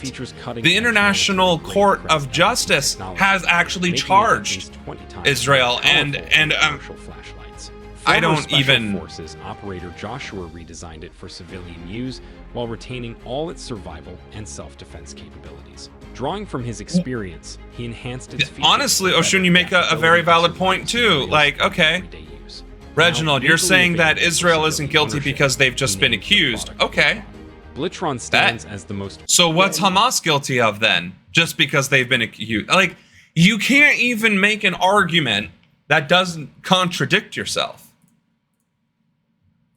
I mean, I guess this is entertaining. Hamas were guilty of a terrorist attack on October 7th. Hamas are guilty of direct calls for genocide in their charter. Cool. Israel is guilty of literally erasing the entire medical infrastructure, historical works, uprooting the entire population of Gaza, eliminating their infrastructure and every single education institute, disproportionately murdering children and non-combatants, attacking unlawful targets such as hospitals and schools, which is in direct violation of the Geneva Conventions and is defined as genocide. So what are you arguing? What are you actually arguing? All right. I guess we're gonna drop below 160 followers because this is clearly why is my moderation not working? I want to. Good luck, Reginald. We had our conversation. We tried to address the issues in a constructive way, but you're only condemning one side and you're completely disregarding the crimes of the other, and you're trying to use that as justification for the latter's aggression against a defenseless state, a state without borders, a state without control over its own resources. So, good luck.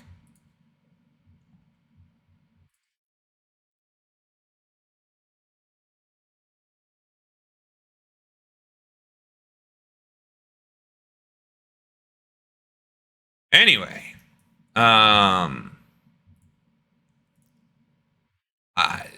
it's wow, it's very disconcerting.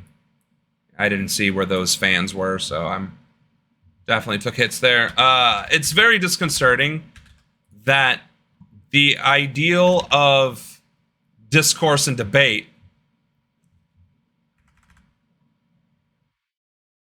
actually, I tried blocking you from the channel, but it's showing up on that anyway. So how do I not know how to block? Ban. There it is. Perfect.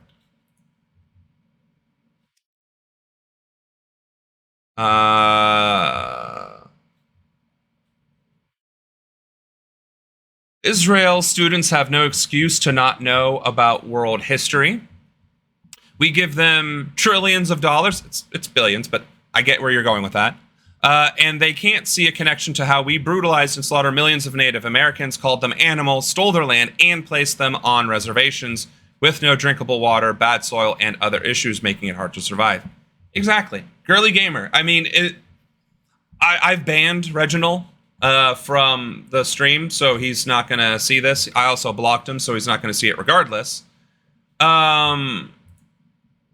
Or maybe I can just unblock him. I don't really know how that works, to be honest. I can't believe I've only gotten back into streaming for a week, and I've already had to ban so many people from the channel.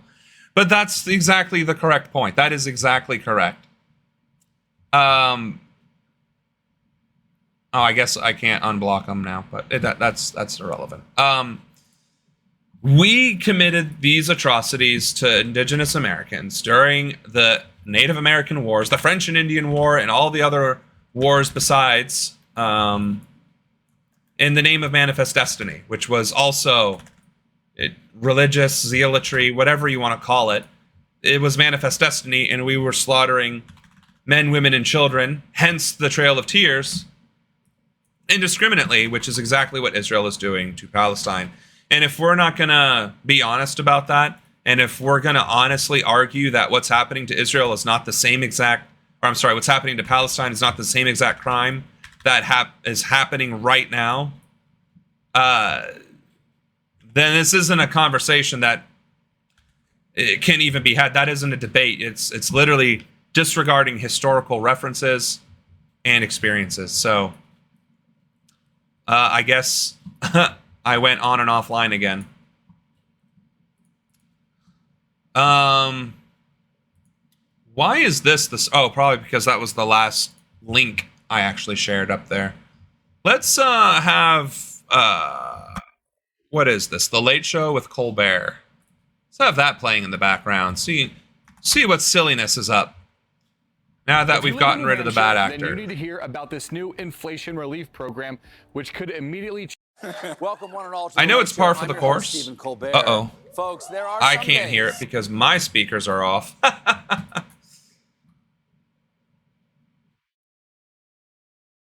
Welcome. What happened? You pause? Thank you. So what? I try and play a game and stream, and then I lose the stream. Is it because this bitrate is too high?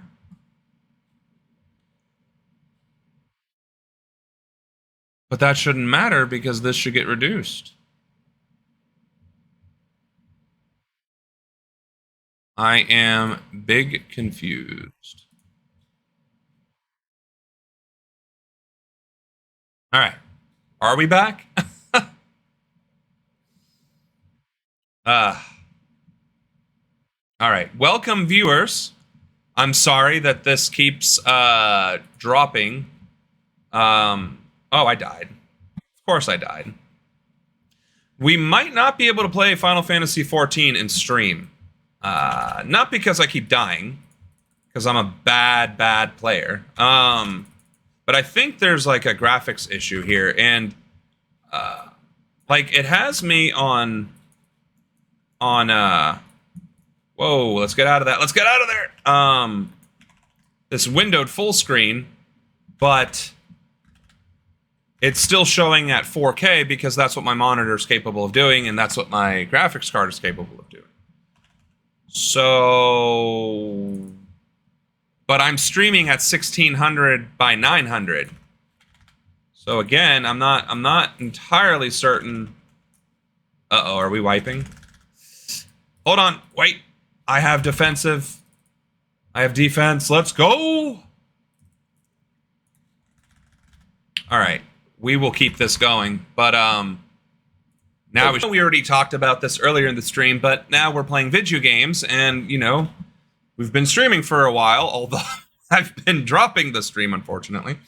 But we discussed this. I'm not trying to be ageist, right? I'm sure there are plenty of people in their 80s that have all of their faculties, and it isn't even a question, right? That they're even in their 90s or they're 100, right? And they have all of their faculties, and it's not a problem. However, if you're going to be a leader of a country, i.e. representing everyone in that country, how much can you truly relate to 18-year-olds, 35-year-olds, 50-year-olds, 60-year-olds when you're 80, right? And I get it. If I were president and I'm only 35, how could I relate to retirees? How could I relate to 18-year-olds? Trust me, those days of thinking, I'm still young, I can still stay up late, are behind me. Let me tell you, I'm out like a light by 9 or 10. Hence why I only stream till 7. But, like, all joking aside, I mean, there is the ability to adapt when you're younger. There's the ability to understand what is happening in society, and understand like the changing technologies, the changing, I don't know, idiosyncrasies of life. And I don't have to be married with kids. I don't have to be a black woman to understand that life is hard if you have kids, if you're black, if you're a woman, if you're indigenous, if you're trans, if you're gay, if you're anything other than a white straight male. Life is hard in this country. I can respect that. And I can respect that it is harder to retire. And I can respect and understand that it is difficult to live in this country when you're poor. And so in this way, I have at least the recognition to empathize with my fellow American. But Biden has been in office for 40 years. He has been in Washington for 40 years. And he has been on the wrong side of history for 40 years. So how is that the best America has to offer? And why is Bernie Sanders the second best America has to offer? Why is it RFK Jr. is the best we have to offer? Why don't we have 35-year-olds, 40-year-olds, 50-year-olds running for president? Why don't we have doctors and teachers and engineers running for president? Why is it only finance gurus, banksters, and political dynasties running for president? And yes, I'm well aware that Dr. Jill Stein is running for president, and good for her. I hope she gets enough of the vote to maintain ballot access in the states where they still exist, because increasing the odds of a third party is always going to improve democracy. That being said, that's the best we have to offer, because we don't have fair elections. We don't have accessible elections. We don't have accessible elections at the presidential level, never mind running for mayor. So how are we ever going to improve our way of life and our society if the people who are most impacted by politics can't even access it? And that's the question I always ask, and that I've brought up repeatedly and is not going to be addressed here today. But another interesting point, we have a lot of primaries that have already happened throughout the country, in red states and some blue states, most of which have very low populations. And the reason why that's significant is because of the Electoral College. The Electoral College is the process in which the president is actually selected in our country, and in some states has nothing to do with the popular vote. What is the Electoral College? The Electoral College is the cumulative amount of senators and congressional people in that particular state. The minimum being 3. Every single state has at least 3 Electoral College votes. Again, why is all of this relevant? It's because the population density of America is condensed in just, 3 or 4 states? Is where the overwhelming amount of population density is. And the remaining half of our population density is spread throughout 20 or 30 states who have, on average, 3 Electoral College votes. And a disproportionate amount of influence, therefore, in Congress and in the Senate, specifically the Senate, because each state gets a minimum of 2. So if you have 20 states with a disproportionate amount of population making decisions for the entire country because they happen to have the representation, that ends up also miring the electoral process and, of course, our democratic processes. Now, the Electoral College is not constitutional, or rather, it isn't defined in the Constitution. At least, now I'm kind of concerned I'm wrong about that. Electoral College in the Constitution. I might be wrong. I can admit that I might be wrong. Does the Constitution mention Electoral College? It is in the Constitution. My bad. All right. The Electoral College is in the Constitution. What I was going to say was it exists because of the, needing to add the Bill of Rights, among other things, in order to get southern states that were slave-owning states to have more influence over the more populous states like New York, Pennsylvania, and Massachusetts. They wanted to have a stronger say, so they wanted to make sure that states had 2 senators, so on and so forth. They wanted to make sure that the popular vote couldn't be the sole determination of an election process, because they didn't think the American people would be smart enough or educated enough or informed enough to do so. So, my apologies. That's a gaffe. I'm juggling a bunch of different things here. My bad. I can admit I was wrong. I was wrong on that part. I was not wrong on the history of it. Let's be clear on that. And when you get through the Electoral College and when you understand it more and the history behind it, you begin to realize, that's the reason why conservative ideology is still so prominent in our Congress and in our government, is because it was designed to allow its influence to remain in place. If the pure popular vote had been the sole determining factor of elections, as it is in most other democracies, we wouldn't have had a Democratic president since Clinton. That's another point that needs to be brought up. All of the rhetoric aside, all of the politics aside, all of the just bias here, bias there aside, the senility aside, the age aside, Donald Trump was indicted for 37 counts. 34 counts? Listen, it's been a week. Cut me some slack. We're getting close to my bedtime, all right? Speaking of old geriatric men, right? 34 counts. Nope, it was definitely 34 counts. Falsifying business documentation.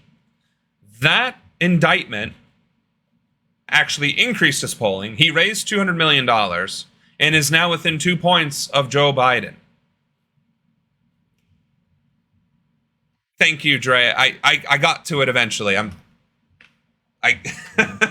Maybe I'm multitasking too much here, but it was a slow news day, as it were. So I was trying to spice up the stream, and then by spicing up the stream, I lost the stream on multiple occasions, which is also not great. Point being, Joe Biden is struggling politically. He is struggling in the polls. And again, it goes back to the point of the best that we have to offer are 2 octogenarians, one who's aiding and abetting genocide, the other, who is a 34-time convicted felon, who has literally stated that they're going to persecute their political rivals, who attempted to do so throughout his own presidency. And those are the frontrunners. That is the state of American presidential politics. Like, are you kidding me? Like, I get it. I might not be everybody's flavor. I might not be everybody's taste. You might hate everything I stand for and everything I've said. God knows I've had lots of trolls this week alone. I even had to ban somebody today. But goodness gracious, like, I'm fairly certain that if somebody like you or me were in the Oval Office for even a day, we could do the job as good or better than the two current frontrunners. And that is abysmal. That is an abysmal state of affairs for our country. Like, if Eisenhower were in office, who could really live up to Eisenhower? Who could live up to FDR? Who could live up to JFK? I'm not a fan of Reagan, but the man had gravitas. The man had a major impact. A bad one, but a major impact. Wouldn't have been easily replaceable. There would have been better people, but there weren't better leaders at the time. And that's the point. We don't have leaders. We don't have statesmen or stateswomen who are in positions to do the job and to do it well and to maintain that authority, to maintain that gravitas, and to do it well without capitulating to straight up corruption or private interests. My daughter could do as good of a job. Absolutely. This is why I've been voting third party since 2016, and the duopoly. Same. Yeah. Girly Gamer 86. I think I voted for Jill Stein the past two elections, actually. Or whoever the Green Party candidate was, if it wasn't Jill Stein. I know I voted for her at least once, and this year I'm going to vote for her again, because this is madness. And again, I love Jill Stein. I think she stands for a lot of great policies. I think she is on the right side of history in many different ways. I think she might be a little weak on foreign policy, but whatever. I'm happy to have the conversation. The thing is, she's a member of the Green Party. The Green Party is infrastructurally weak. It doesn't have resources. It doesn't have reach. And the American people don't have trust in it because they are so wired to believe in the duopoly system. And I am an advocate for breaking the duopoly system. It's one of the reasons this stream exists, to educate and organize people into getting involved in their civic processes and to facilitate those elections at the lower levels and even at the higher levels. But Jill Stein does not have a chance to win this election because there's too much polarization. If she could lead the Green Party over the next 4 years to broaden its scope, to centralize its organization, to interact and engage with communities across the country in rural America and in metropolitan areas, I have no doubt she could grow the Green Party's influence to where it would actually start making a dent into the two-party system. She's great on foreign policy. I would have to pull up her. I know the last time I looked at Jill Stein's foreign policy, it just seemed not what I would expect. Stein accuses both political parties of feeding an endless war machine, so that's a good policy, right? That helps military contractors and public officials. As president, she has said she would revamp America's foreign policy and center it around human rights to oppose violence, occupation, and apartheid, which is something I agree with. Stein has called for a ceasefire in Israel as its war with Hamas continues, also something I agree with. February 2023, she said the people of Ukraine were being used in a superpower proxy war, which is also something I agree with. The USA Today network has reached out to the Stein campaign for specifics on her foreign policy priorities. And that's where I think my issues are, is that they're not very well. She's saying things that are agreeable. Like, I have clear, I'll even read my foreign policy. Let's see, pull it up real quick. Of course, my page has to load. Then we have to get to the issues. And then that has to load. Oh, man.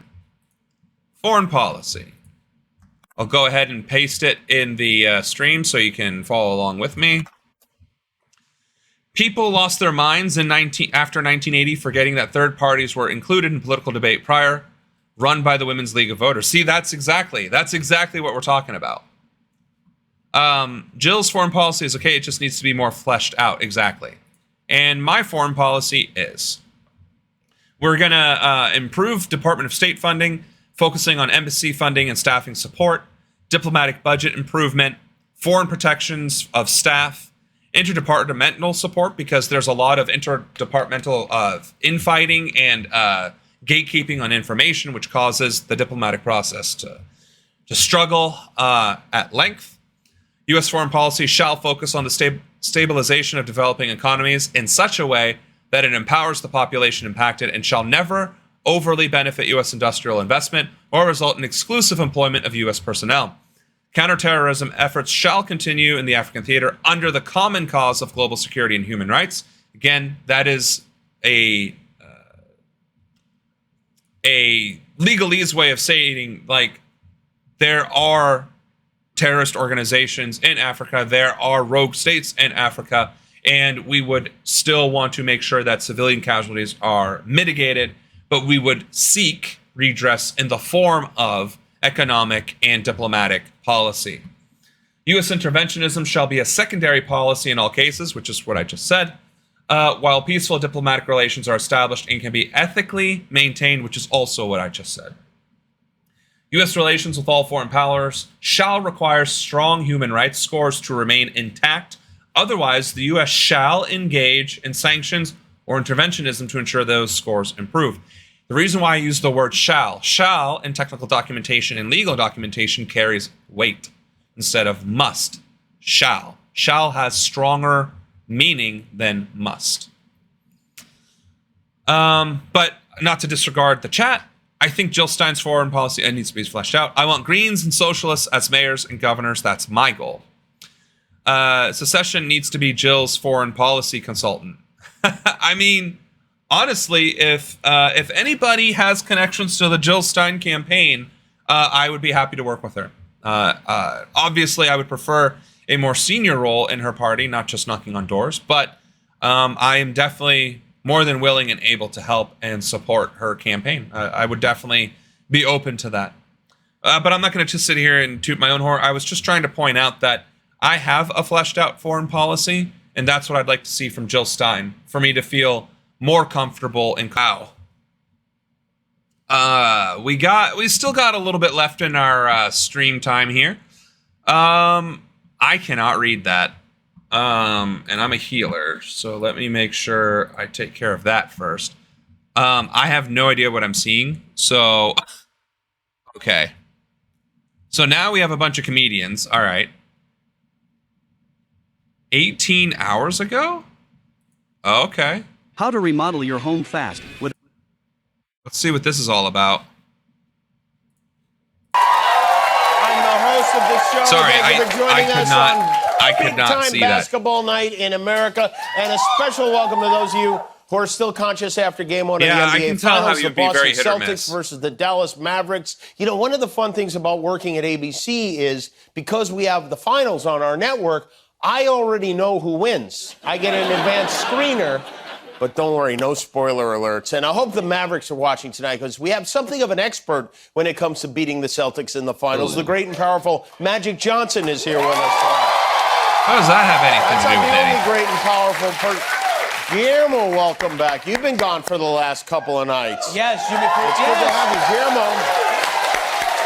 Guillermo went to Boston for Media Day. You got interviews with all the stars, right? That's right, Jimmy. And you got interviewed a lot yourself, too. Yes, I did, yes. Is it hard to conduct interviews when you're there to conduct interviews when people are trying to interview you? It's very hard, Jimmy. Oh, my God. You go through, anniversary of D-Day, 80 years The men of D-Day will live forever in history as among the bravest, noblest, and greatest Americans ever to walk the earth. They shed their blood, and thousands gave their lives in defense of American freedom. They are in our hearts today and for all time, which I agree with and would even be somewhat moved by had he not 12 hours earlier posted, "What I've gone through, no one has ever gone through. I have been under siege."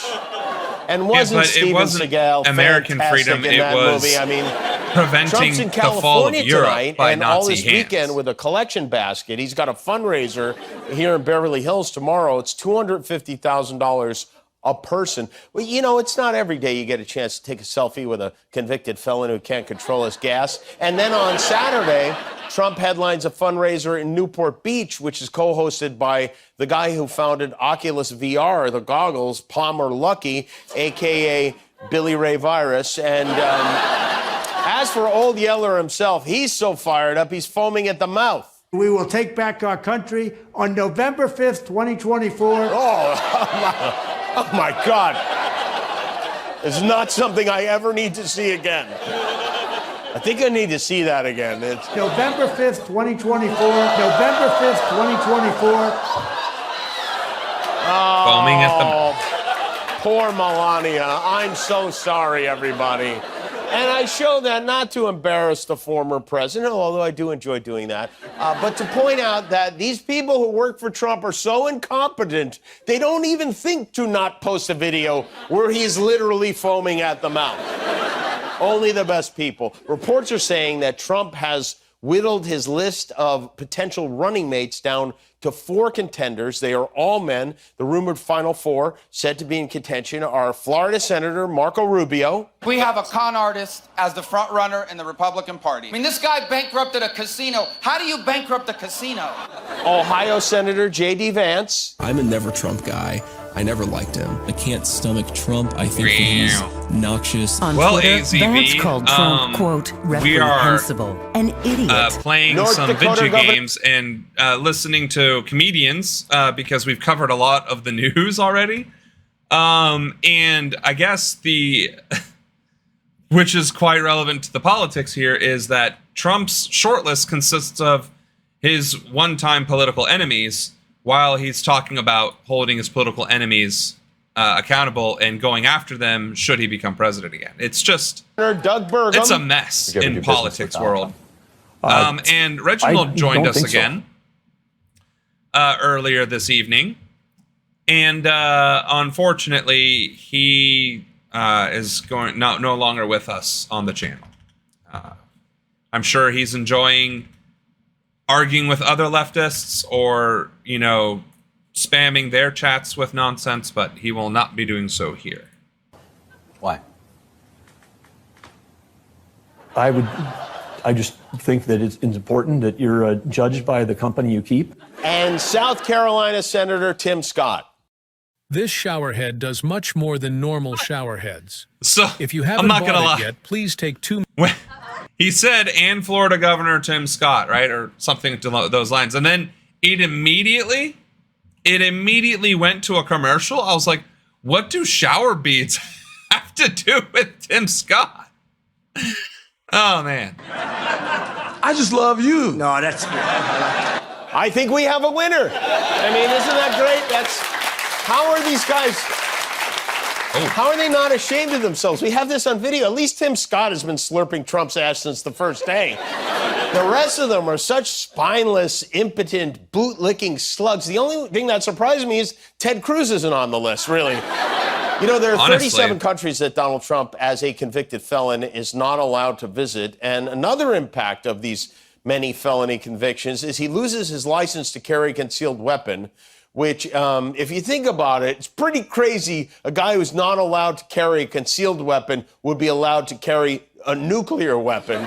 This is like your parents saying... That's actually a very good point, though. And I don't know that he realized he just made a very good point. If Trump were to become president and he cannot have a concealed carry because he's a felon, could he even be in control of the nuclear launch codes? I would be, because as far as nuclear conduct or whatever else goes, you have to be significantly above reproach in the military. And I think you have to be at least top secret clearance qualified to be president. Or at least you have to have those accesses because you're obviously making decisions about it. So he's already not qualified for top secret. He's already not qualified to be able to deal with a firearm. How is he going to deal with the nuclear launch codes and our actual national security? Which one of Trump's political enemies were on his list? All of them. All three. Or all four. Had at some point disparaged against him and made it very clear that they were not on his allies.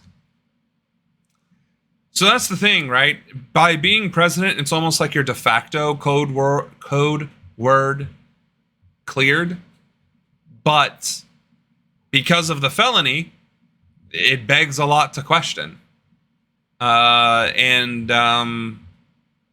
don't know that he really intended to bring up a very valid point like that, but it's a question that is going to get asked if Trump becomes president again. And you know what? You can't have a puppy, but if you get good grades, we'll buy you a werewolf. Trump has 3 guns registered in his name, and he doesn't even know how to hold one. You can see, look at this guy. You can see his light flashing before his eyes. And then he's got a handgun. He's got a Glock there, which is, that's the same face he made when he held Eric for the first time. What the hell am I supposed to do with this? Trump's already turned in 2 of his guns, the guns he has in New York. And now if he wants to shoot someone on Fifth Avenue, he's going to have to do it with a crossbow. This is pretty good. This is a funeral home in Tonawanda, New York. They're having some neighbor trouble because the folks who live nearby aren't crazy about breathing. That's true. We have not had a felon president. And we could, really hone in on that, but it's not like we haven't had war criminals as president, and it's not like we haven't had bad actors as president, but good grief. I mean, even Nixon, right? I mean, he wasn't even a felon. And he was one of the worst presidents our country ever had until Trump came along. So anywho, carrying on. Oh, press the wrong button. Still pressing the wrong button. And connect more deeply to the people and places. Virus, and every year they send him back. But some years we have holdouts. Some years some of the players don't want to talk to Guillermo. But this year he got them all, and here he is, Guillermo, with the Celtics and the Mavericks at NBA Finals Media Day. I'm here at the NBA Finals. Let's go talk to some players.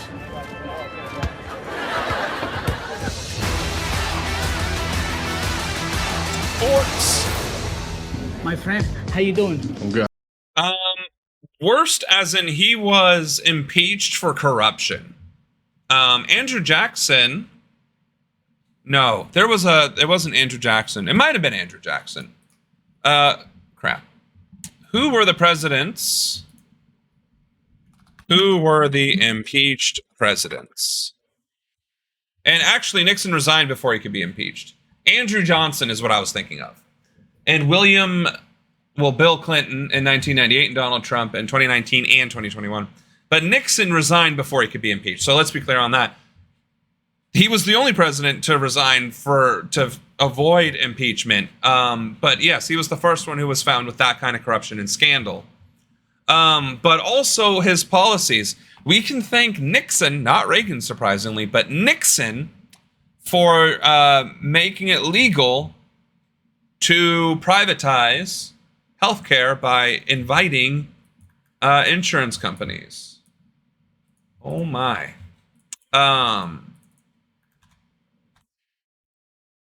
Sorry, hold on. I'm trying to heal my tank here. Oh no. This is not going well. I got you, little buddy. I got you to the best of my little ability here. But yeah, his policies were egregious. He was Reagan before Reagan. If that makes sense. His policies walked so Reagan's policies could run. I think that's the best way to express it.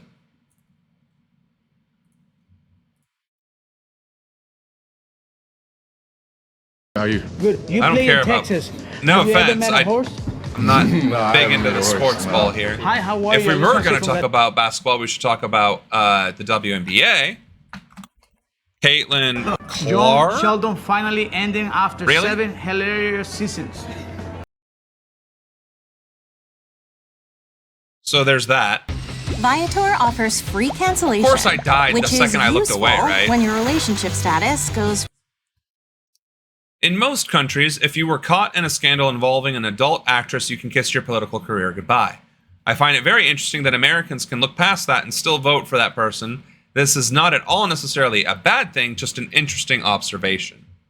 Bro, how much of this ad are we actually having to watch here? The hell is this? What's up with my mods? So strict. So, gamer girl, or girly gamer, sorry, 86. I had to ban 2 people this week, and I had someone dox my address as a follower name, as in like that was their Twitch handle, and they followed me, so it was on the stream. If I did heavily moderate chat, they would dox this channel, or they would try to get strikes. Violation strikes by the N-word or other similar things. So let me check and see what was blocked. They are all corrupt. That's fine. I don't see why that's a problem.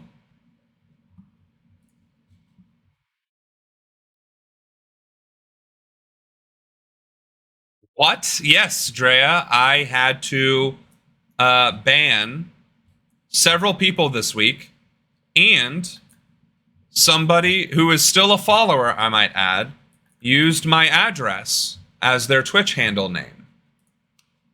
So yeah, that is exactly why. I'm not afraid to use my actual name because I keep quoting my campaign page anyway, so I've already doxed myself as far as that goes. But there are bad actors. Even though we're a small stream, I figured I wouldn't get that kind of behavior until I became like a 20 viewer average stream or a 75 viewer average stream. Like not where we are today, where we're still just getting our feet wet and under us.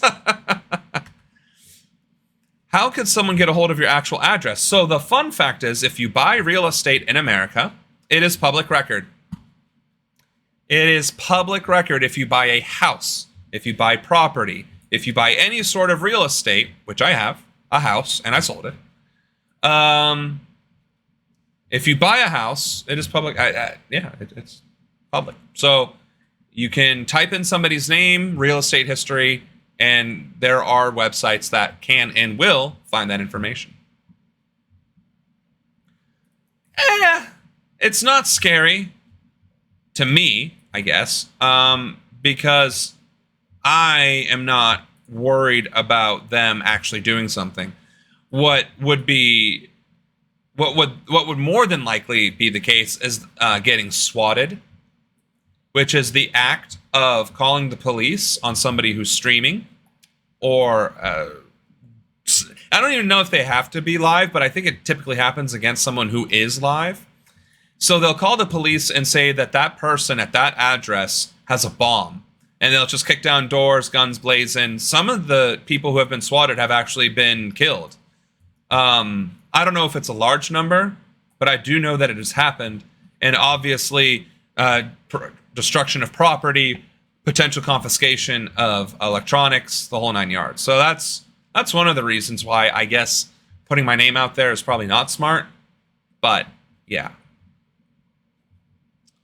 Why is that a thing in the United States? If someone has your address, you can get swatted. Yeah, I don't know why it's a thing in the United States. Probably because my freedoms and people just having so little self-esteem and engagement with the outside world that they feel empowered by trying to terrorize others that they disagree with. I don't know.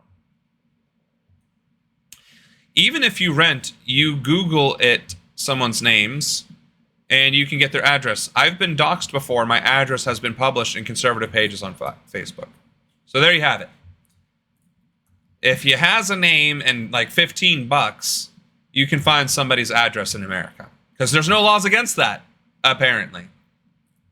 Which is one of the things, if it isn't already on my website, needs to be. They were asking people to go to my house and bad words you and shoot you. Yeah, that's what it's like in America. Yeah. Why is it a thing that your property information is available online? Again, I don't know why your property information is public record. I think that has partially to do with credit scores and credit reporting. I think it also has to do with records keeping and the fact that public documents have to be, well, obviously public. And so part of that would be, part of it has to do with property and transparency for business. I don't know all of it, but I can kind of like intellectually work through it. But there do need to be more protections. Oh, we're gonna bite the dust on this stream, aren't we? All right, I'm gonna try something. We're gonna do windowed. 1600 by 900.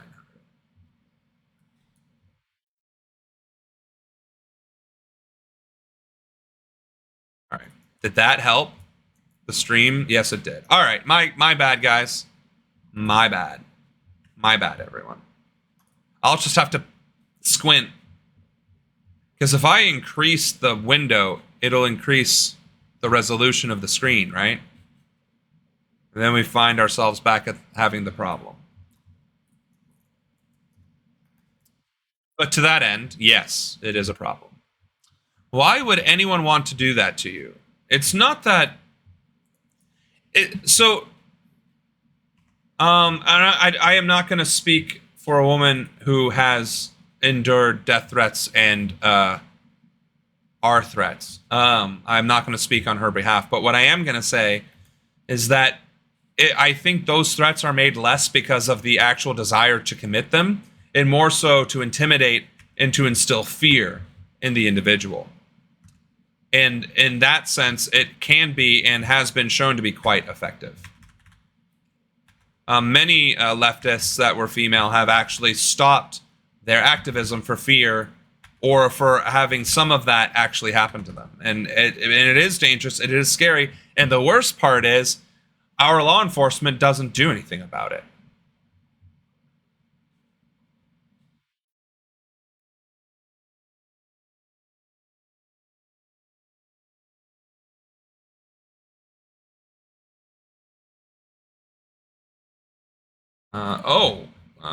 Crap. Let's get some healing out there.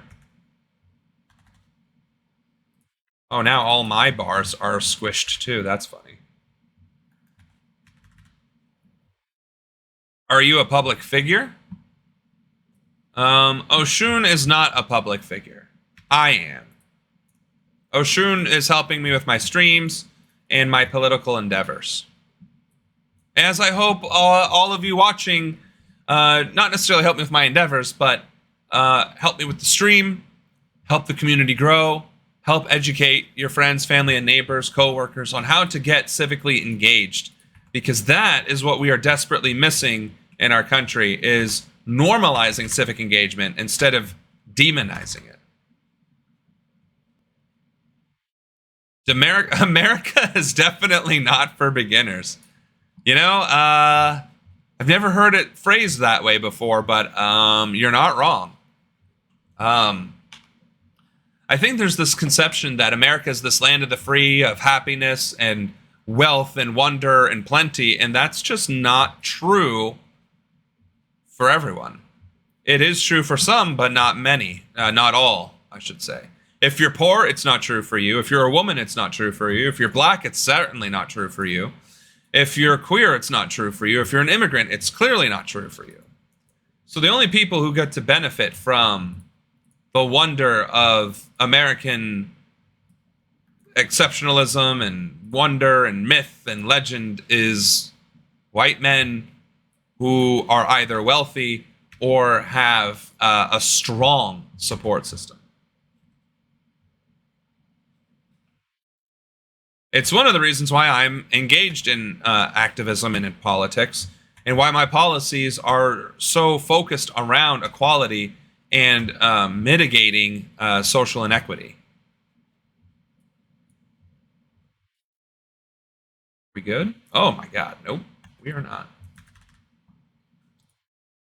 I do not know how to actually heal with this class, which is probably not helping anything. What do we got? What's this button do? What does this button do? Are we healing? All right, let's heal. What's this? Black and White Sports on YouTube. The no-holds-barred truth on sports. The main event starts now. All right, Black and White Sports supporters, we're going to talk about Caitlin Clark, and more specifically, I can only imagine that this is going to be an unbiased star. cast. Now, this is a star of the WNBA. Oh, no. That has come out and has now decided to tell fans, new WNBA fans, that if they don't like the physicality of their league, to go away. To stop watching, to go and watch golf. All right, now keep that in mind. This is the league that begged people to be interested in their league for the last 25 years. A league that would have long since been out of business, out of... A guy I know who lives in the U.S. once told me he witnessed a guy get shot in the head in broad daylight, and it wasn't even national news. That's disturbing. But you're right about the lack of national news. School shootings don't even make the paper anymore. Active shootings don't even make the paper anymore. Unless it's sufficiently egregious. Because I believe there was an Akron shooting last week or the week before, and it was barely a blip in the media. It's appalling. Like, we could Google it right now.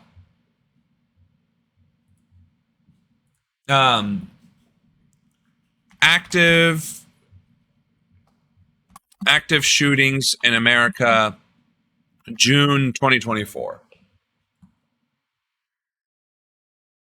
So, again, June has been around for 7 days.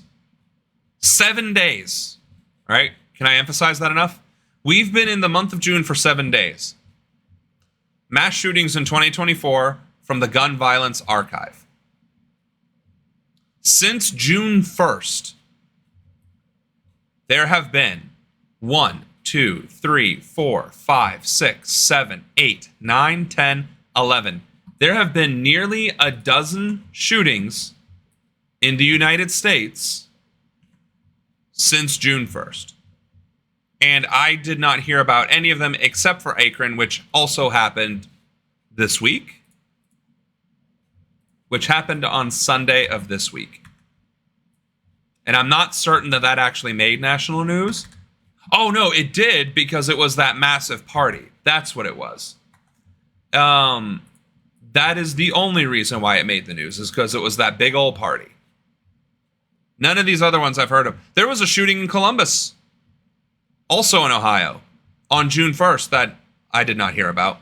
And the other shootings were Arizona, South Carolina, Michigan, Pennsylvania, Kentucky, Missouri, Virginia, Florida, and Pennsylvania. So yeah, this is literally par for the course in America. When I was stationed in Little Rock Air Force Base, Little Rock, Arkansas was the murder capital per capita in the world, or at least in America. I don't know what to say about that other than it's chilling and very depressing that that's our reality. Dude, what is this guy's problem? He is just not. What is the shooting per capita currently? Yeah, somebody please check that. It's pretty freaking high though. It's probably like 110,000 or something like that.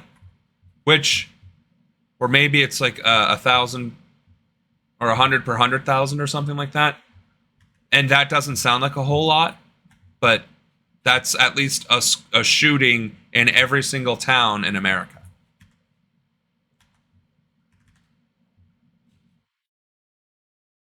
Yeah, thank you, Oshun, for checking that out for us. Order, out of there. See ya. Goodbye. Don't want to hear back from you. Had it not been for the financial stimulation of the NBA, the men's league. They've been propped up by Kobe Bryant, LeBron James, and all these other stars all these years in men's basketball. And, of course, there was a lot of controversy around the Angel Reese, Kennedy Carter fiasco that happened involving Caitlin. Now, look, nobody's acting like pro basketball is not going to be physical. But to be honest, if the WNBA truly is about female basketball players running up behind another one, calling them a bitch, and then forearm shivering them, hip checking them to the ground, if that's what your league is about, then yeah, people will probably go back away. And it's amazing. All right, so I'm curious, Oshun, is that the whole country? Or is that a given state?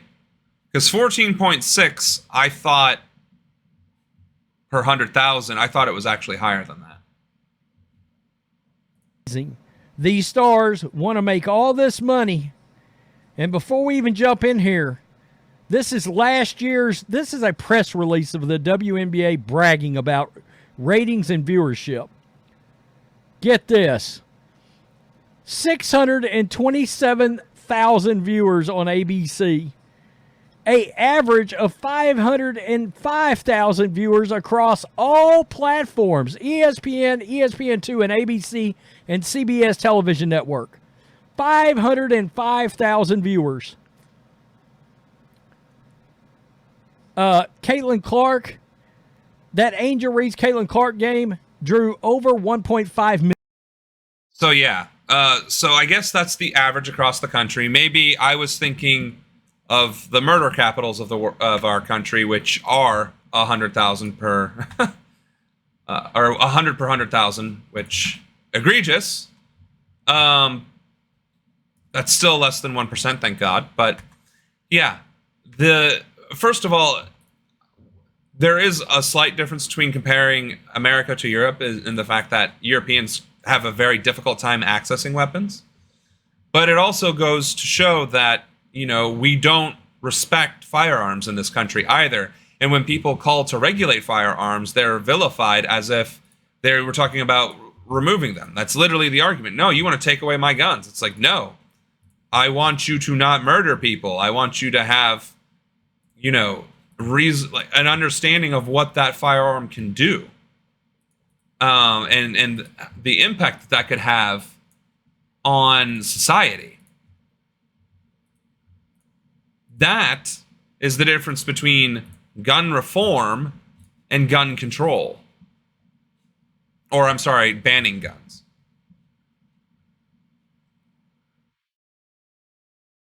Did I get any of the loot? I'd like my orchestration rolls, at least. I need my cats. Seriously? I didn't get a single one? Oh, okay. I actually rolled good for a change. Alright. So, we definitely don't have time for another dungeon or raid, so we'll go ahead and go back to our Vidya discussion.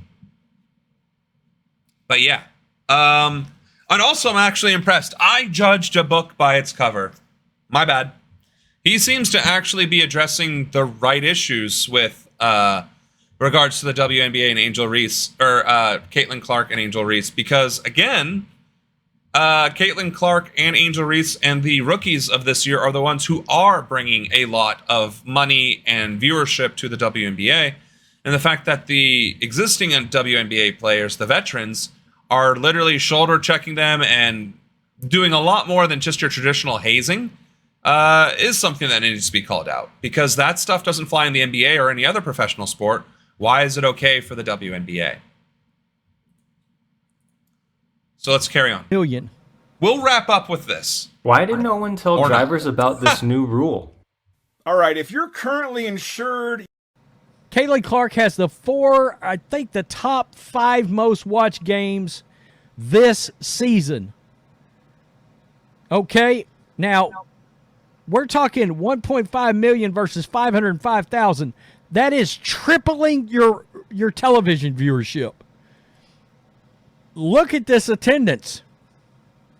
Dallas Wings, which is who this player plays for, 6,919 attended fans. Any Indiana Fever game, 15,886. Dallas Wings, they had a high of 10,340. All right, we don't need the stats. We wanted to talk about it, didn't we? Abguwali is coming out and telling people, if you don't like the way this league looks right now, go away. And see, wow. that goes really back to just, this is why we are watching this video. This is not a sports channel, all right? If you can't tell, this is not a sports channel. But this behavior, if you don't like it, leave. What does that sound like? If you don't like it, go away. Rather than addressing actual problems, rather than admitting faults, if you don't like it, go away. That's the same kind of rhetoric that conservatives use. And I think to a greater or lesser degree now, liberals are beginning to use as well. It's like, this is our country, and if you don't vote for Biden, then you're a traitor and you should leave. Again, parroting the same kind of rhetoric is not a good sign. I believe it was Marx that said the proletarian must be armed to combat a tyrannical government if it ever arises. But even with that, I don't believe fully automatic assault rifles shouldn't be available to the public. So, we've shared the Overton window a few times on the stream. I might just make it an official window to click back and forth to. But that statement that fully automatic assault rifles shouldn't be available to the public is a yes or no kind of question, right? Why shouldn't they be made available to the public? Because traditionally those are weapons of war, and the public aren't soldiers. Why aren't they soldiers? Because they aren't trained to be soldiers.